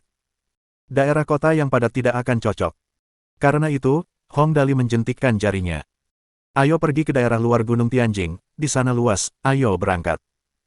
Mereka keluar, masuk ke mobil, dan langsung menuju ke daerah luar Gunung Tianjing. Sepanjang jalan, Lin Chuyin mengulurkan tangannya dan dengan kuat menggenggam ujung baju Hong Dali. Tang Muxin, bersama dengan Wang Mo kecil dan Lin Yanwei, duduk di barisan belakang. Wang Mo melihat sekeliling mobil, dan sambil melihat, dia berkata dengan heran, kakak Dali, mobil ini sangat keren. Aku belum pernah duduk di mobil sebagus ini sebelumnya. Jika kau suka, kau bisa datang lebih sering di masa depan. Saat itu, aku akan memberimu mobil kendali jarak jauh yang bahkan lebih keren dari ini. Hong Dali berkata dengan gembira. Ngomong-ngomong, memberi Momo salah satu mobil mainan super keren yang sedang kusiapkan untuk diproduksi kedengarannya bagus. Anak ini pasti bisa mengendarai mobil kendali jarak jauh hingga kecepatan 500 mil per jam. Setelah mereka sampai di tempat itu, semua orang menemukan area yang rumputnya lebih sedikit di tanah. Sebelum mulai bermain dengan mainan itu, Hong Dali menyentuh dagunya terlebih dahulu. Saudari Xiaoyi, kalau kamu punya waktu, beritahu Li Yuanshu untuk menambahkan bunga dan semak di sini selama pembangunan area ini. Lihatlah rumput liar di mana-mana, sungguh tidak nyaman melihatnya, kita harus mengidentifikasi kebutuhan untuk menciptakan lingkungan yang hijau. Baiklah, Tuan Muda. Ling Xiaoyi langsung setuju. Kakak Dali, apakah kita mulai sekarang? Wang Mo memegang pesawat model di tangannya. Dia tidak bisa menunggu lebih lama lagi sambil menghentakkan kakinya dengan cemas. Jika kita bisa memulainya sekarang, mari kita lakukan. Kita mulai saja. Kenapa tidak? Hong Dali mengangguk dan menunjuk layar ponsel pintarnya di perangkat kendali jarak jauh. Pelan-pelan saja. Aku penasaran dengan gambar apa yang akan muncul saat itu. Tak lama kemudian, setelah Wang Mo menyalakan saklar pesawat kendali jarak jauh, ia meletakkan pesawat model itu di tanah. Terdengar suara dengungan pelan, dan baling-baling helikopter putih keperakan bergaya fiksi ilmiah ini langsung berputar. Vrum vrum vrum. Baling-baling itu berputar semakin cepat, dan dalam sekejap, helikopter bergaya fiksi ilmiah berwarna putih keperakan itu meniupkan sejumlah besar debu dari tanah. Kemudian, badan pesawat mulai bergetar perlahan, dan beberapa detik kemudian, saat baling-baling berputar semakin cepat, seluruh helikopter akhirnya terbang. Haha, benar-benar terbang. Hong Dali menatap model pesawat itu sambil melirik layar perangkat kendali jarak jauh di tangan Wang Mo. Dari layar, dia dapat melihat dengan jelas bidang penglihatan semakin mengecil. Pengaturan pemantauan video yang telah dirakit dengan smartphone emas Novel Riche bermutu sempurna dipasang di kepala helikopter, dan setelah lepas landas, bidang penglihatan juga semakin menjauh. Ini tidak buruk, seru Hong Dali. Momo, cepat lihat seberapa tinggi dia bisa terbang. Oke. Wang Mo mengangguk dengan keras. Helikopter itu terbang semakin tinggi, awalnya setinggi 50 meter, lalu 100 meter, 200 meter, 400 meter. Namun, dalam waktu singkat, mereka tidak dapat melihat badan helikopter di langit lagi. Semua orang mengalihkan pandangan mereka ke layar ponsel pintar pada perangkat kendali jarak jauh di tangan Wang Mo. Semua gambar yang diambil sangat indah, dengan sinar cahaya yang cemerlang bersinar di atasnya. Wang Mo mengendalikan pesawat untuk membuat belokan kecil, dan gambar itu langsung menunjukkan garis besar kota Tianjin. Wow, seru semua orang dengan kagum. Indah sekali. Di lantai atas gedung sekolah utama Universitas Tianjin, lokasi kegiatan kelompok penelitian UFO. Seorang mahasiswa memegang teleskop di tangannya dan mengamati sekelilingnya dengan liar, mengantisipasi kemungkinan ditemukannya aktivitas UFO di suatu tempat. Sebenarnya di awalnya tidak menyangka kalau akan benar-benar melihat penampakan UFO, tapi begitu dia mengarahkan teleskopnya ke arah Gunung Tianjin, dia langsung tercengang. Di teleskop, sebuah UFO berwarna putih keperakan tergantung di langit. Dari teleskop, dia bisa melihat badan UFO bergaya fiksi ilmiah yang ramping, berbeda dari semua jenis pesawat di dunia. Hanya dengan melihat gaya pesawatnya saja, itu pasti UFO. Ini. Mahasiswa itu menatapnya sejenak. UFO itu tidak bergerak. Dia menatapnya selama 10 detik lagi, dan setelah memastikan bahwa itu adalah UFO, dia langsung berteriak sekeras-kerasnya, UFO, aku menemukan UFO. Di mana itu? Di mana itu? Mendengar teriakannya, semua anggota kelompok riset UFO langsung berkumpul dan bertanya, di mana itu? Di mana itu? Ini masalah besar, jangan berani-berani berbohong kepada kami. Ya, benarkah? Di mana itu? Cepat beritahu aku, kau membuat keributan besar tanpa alasan, ini bukan model mainan, kan? Sekelompok besar orang berlarian membawa teleskop mereka. Orang yang sebelumnya menemukan UFO itu menunjuk ke arah area luar Gunung Tianjin dan berseru keras, itu di sana, cepat lihat, kalian semua. Cepat lihat, ketinggian itu hampir 1000 meter, kan? Siapa di antara kalian yang pernah melihat mainan kendali jarak jauh yang bisa terbang setinggi ini? Benar sekali.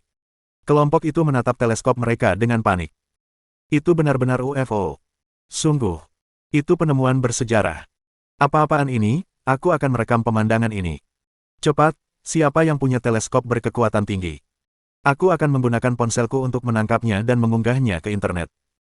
Sekelompok besar orang mengeluarkan teleskop, laptop, dan kamera mereka masing-masing, dan dalam waktu singkat, semua orang telah bersiap. Orang yang pertama kali melihat UFO itu berseru, UFO itu terbang ke arah Gunung Tianjin, hanya ada sedikit titik yang tersisa, jika kita menunggu lebih lama lagi, ia akan menghilang. Datang. Seseorang membawa teleskop berdaya tinggi dan berlari ke arah mereka dengan putus asa. Gunakan ini, ini sangat kuat.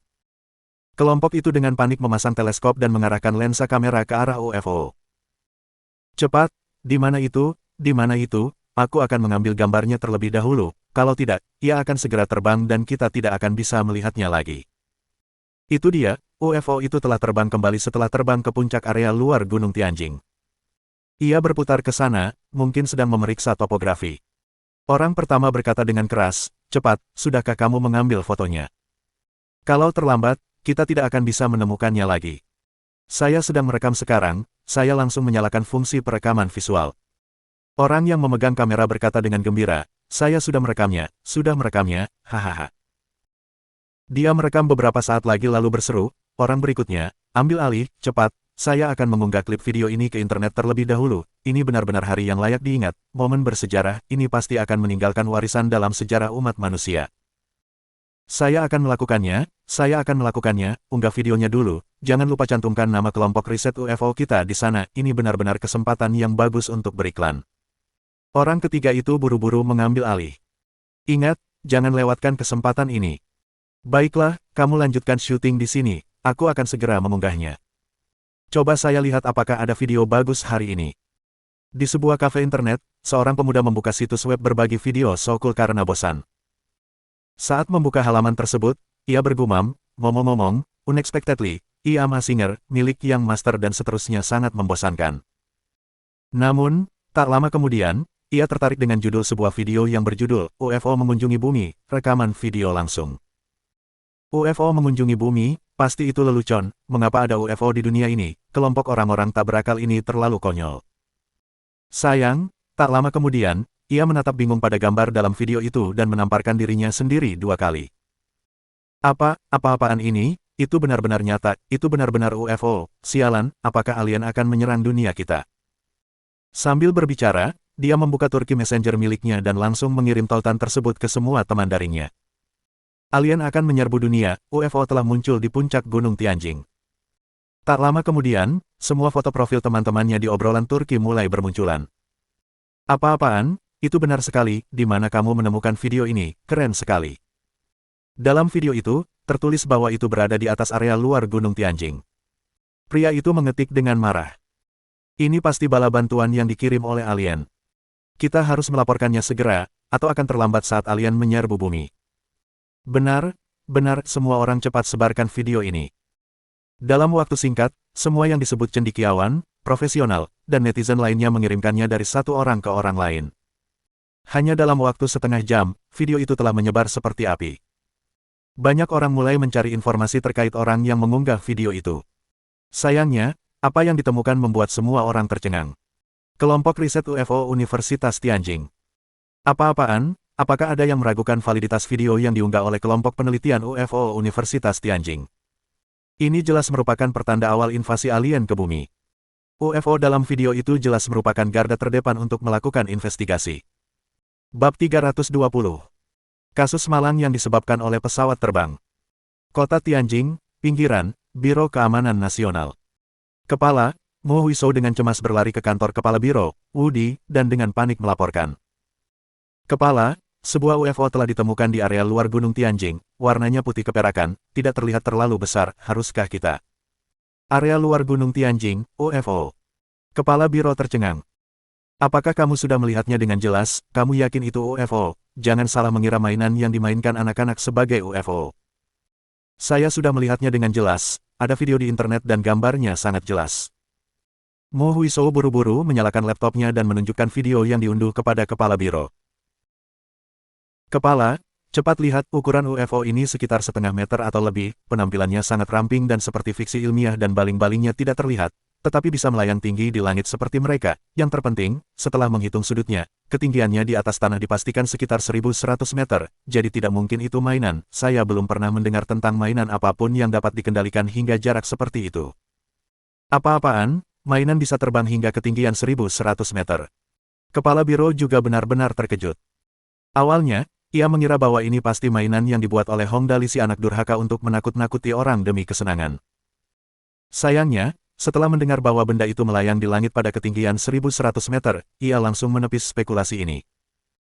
Kalau mainan kendali jarak jauh bisa dikendalikan sampai jarak sekian, sial, ini bahkan sudah bisa masuk ke Departemen Teknologi Nasional. Pergilah ke area militer sekarang juga dan dapatkan berita terbaru. Kepala Biro itu mengusap dagunya dan berpikir sejenak. Ingatlah untuk tetap bersikap ramah, dan apapun yang terjadi, jangan gegabah melancarkan serangan. Ya. Setelah menerima instruksi, Mo Huizhou langsung meninggalkan ruangan. Ada UFO yang mengunjungi bumi. Kepala Biro menyentuh dagunya dan berpikir cukup lama. Akhirnya, ia memutuskan untuk menelepon Hong Dali dan menanyakan apa sebenarnya yang terjadi. Lagi pula, terlalu mudah bagi si anak ajaib ini untuk membuat masalah. Dia mengeluarkan telepon pintarnya, menekan nomor itu, tetapi tidak ada yang menjawab panggilannya. Saat itu, Kepala Biro tidak bisa duduk diam lagi. Sialan, apa yang sedang dilakukan bajingan kecil ini, dia bahkan tidak menjawab panggilanku. Daerah luar Gunung Tianjing, tempat Hong Dali berada. Tang Muxin menggendong Little Meo dan bertanya dengan lembut, "Dali, seseorang baru saja meneleponmu. Apakah benar-benar tidak apa-apa jika aku tidak menjawabnya?" "Sudahlah, tidak usah terburu-buru. Ayo terus bermain." Hong Dali sama sekali tidak merasa tertekan. "Bukankah itu hanya panggilan telepon? Apakah aku mengangkatnya atau tidak tergantung pada suasana hatiku, bukan?" Berbicara sampai di titik ini, tiba-tiba terdengar suara gemuruh dari baling-baling. Tang Muxin melihatnya dari jauh dan langsung menarik lengan Hong Dali sambil berseru, "Dali, cepat lihat, ada helikopter." "Benarkah?" Hong Dali mendongak dan langsung berseru gembira, "Bagus sekali, kebetulan aku belum pernah melihat helikopter militer sebelumnya. Momo, kendalikan pesawatnya dan buat dia terbang ke sana." "Wang Mo, baiklah." Hong Dali memberi isyarat kepada semua orang. "Hehe, mari kita bercanda dengan mereka, semuanya. Naik ke mobil dan mari kita cari tempat untuk bersembunyi, jangan biarkan mereka melihat kita, atau ini tidak akan menyenangkan." Bagaimana semua orang bisa tahu apa yang sebenarnya dia rencanakan? Lagi pula, Kepala Biro mendukung Hong Dali, jadi seberapa besar kekacauan yang akan ditimbulkannya. Karena itu, kelompok itu langsung bercanda dan tertawa saat mereka naik mobil dan melaju-maju sebentar. Tak lama kemudian, mereka pergi bersembunyi di dalam hutan di Gunung Tianjing. Gunung Tianjing, di langit. Frum frum frum. Suara mesin terdengar. 3 helikopter militer mengelilingi model pesawat Hong Dali. Mereka terbang sangat lambat dan stabil, tetapi telapak tangan pilotnya basah oleh keringat dingin. Dia biasanya melakukan sejumlah operasi, tetapi ini adalah pertama kalinya dia begitu dekat dengan UFO. Awalnya, dia mengira ini mungkin hanya kejahilan anak kecil saja, tapi lama-kelamaan, dia tidak lagi berpikiran seperti itu. Karena helikopter yang ia kendalikan sudah terbang mendekati UFO legendaris itu. Hanya dengan sekali lihat, sang pilot sangat yakin bahwa itu pasti UFO sungguhan, bukan mainan. Casing luar logam berwarna putih keperakan itu tampak persis seperti UFO di film-film. Selain itu, tidak ada baling-baling, tetapi bisa melayang dengan stabil di udara. Itu sebenarnya bukan salahnya. Lagi pula, dia belum pernah melihat baling-baling yang tersembunyi di badan pesawat sebelumnya. Ngomong-ngomong, sebenarnya tidak penting apakah dia pernah melihatnya sebelumnya. Yang penting adalah bagaimana dia seharusnya berkomunikasi dengan pihak lain. Maka, setelah pilot itu berpikir cukup lama, ia mengeluarkan mikrofon yang dibuat khusus sebelumnya dan bertanya dalam bahasa surgawi yang paling akurat, "Halo, bolehkah saya tahu apakah Anda UFO?" Dia bertanya dengan sangat serius, tetapi bagaimana mainan Hong Dali bisa mengerti? Faktanya, Hong Dali, yang duduk di dalam mobil, sama sekali tidak tahu bahwa pilot di helikopter militer itu sedang berbicara. Dia hanya menginstruksikan Wang Mo untuk sedikit mendekatkan pesawat. "Dekati, lebih dekat, sehingga aku bisa melihat seperti apa helikopter itu." Iya, ngomong-ngomong, aku benar-benar belum pernah melihat helikopter seperti itu sebelumnya.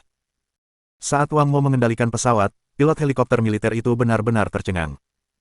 Dia hanya melihat UFO itu terbang lurus ke arahnya. Tidak. Ini kemungkinan besar merupakan awal dari sebuah serangan. Pilot itu benar-benar ketakutan, karena ia langsung menghubungi 2 helikopter lainnya dan menyuruh mereka mundur. Bagaimanapun, yang terpenting adalah menyampaikan keinginan pihaknya untuk menjaga perdamaian. Berpikir sampai di titik ini, pilot itu mengatupkan bibirnya dan mengambil mikrofon, berbicara dalam bahasa Inggris. "Teman baik, selamat datang di bumi." Pesawat itu masih tidak bereaksi. Keringat membasahi dahi pilot. Kemudian, ia menggunakan bahasa yang sebelumnya telah dikuasainya secara khusus, seperti bahasa Jerman dan Prancis, dan berkata dalam setiap bahasa, "Sahabatku, selamat datang di bumi," tetapi pesawat itu tetap tidak bereaksi. "Ini, apa yang harus kita lakukan?" Sang pilot buru-buru bertanya kepada rekan-rekannya, "Haruskah kita mendekat? Mereka sepertinya tidak bisa mendengarku berbicara, atau mungkin mereka tidak mengerti meskipun mereka mendengarku. Jika kita mendekat, apakah itu akan dianggap sebagai perilaku bermusuhan?" Rekannya mengusap dagunya dan agak ragu-ragu. Pada saat itu, ketidakmampuan berkomunikasi antara kedua belah pihak sudah membuat keadaan menjadi agak tegang, karena mereka berdua tidak yakin apakah pihak lain akan mengerti apa yang mereka maksud dengan tindakan mereka. Bagaimana jika mereka menganggap perilaku ramah mereka sebagai awal dari suatu serangan? Orang-orang di helikopter militer terlibat dalam diskusi yang panas, tetapi tidak ada dari mereka yang punya ide bagus. Semakin banyak mobil di jalan di area luar Gunung Tianjing. Banyak orang bergegas ke sana untuk melihat UFO legendaris itu. Banyak mobil van penumpang mini dari berbagai perusahaan media juga melaju kencang di sana, dan banyak wartawan mengangkat kamera mereka dan dengan marah mengambil gambar ke langit begitu mereka turun dari mobil. Salah satu wartawan memegang mikrofon dan dengan cemas berkata, para pemirsa yang terhormat, saya wartawan Tianjin Entertainment Daily Paper, semua orang, lihat ke arah kamera kita, saat ini ada 3 helikopter militer dan UFO legendaris itu sedang dalam mode konfrontasi, saya mempertaruhkan nyawa saya saat melaporkan untuk semua orang. Setelah dia berbicara, pesawat fiksi ilmiah misterius itu bergerak ke arah 3 helikopter militer. Reporter itu dengan putus asa melaporkan. Para pemirsa yang terhormat, UFO saat ini sedang bergerak mendekati helikopter militer dengan tujuan yang tidak diketahui, semoga saja tidak akan terjadi konflik militer, bagaimanapun, UFO yang mampu datang ke bumi pasti memiliki kemampuan teknologi yang cukup canggih, kami tidak dapat menjamin bahwa kami pasti akan menang, jadi, jika saya sayangnya meninggal saat melaporkan nanti, harap ingat nama saya.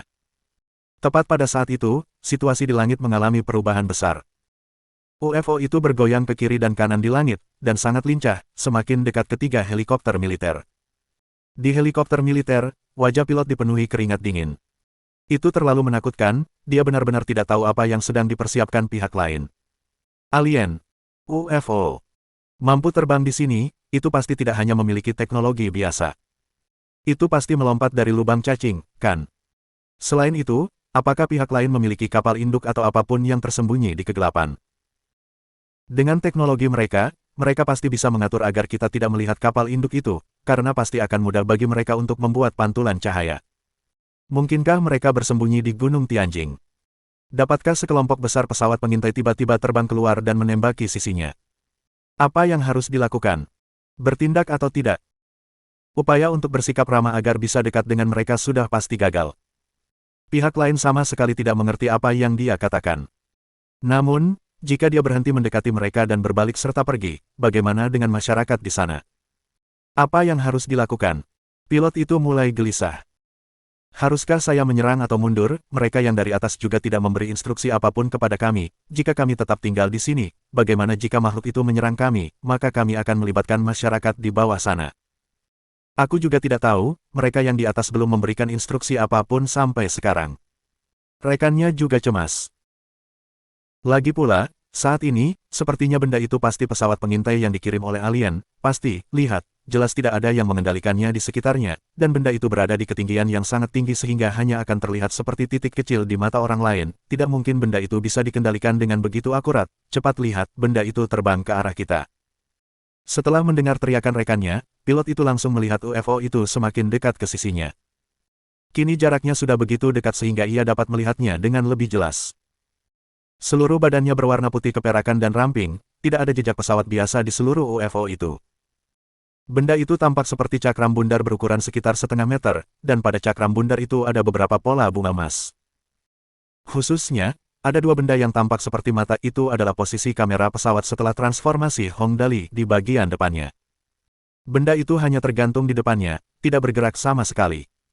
Ngomong-ngomong, pesawat tempur bisa terbang dengan kecepatan tinggi, tetapi tidak bisa terbang lurus ke atas atau ke bawah.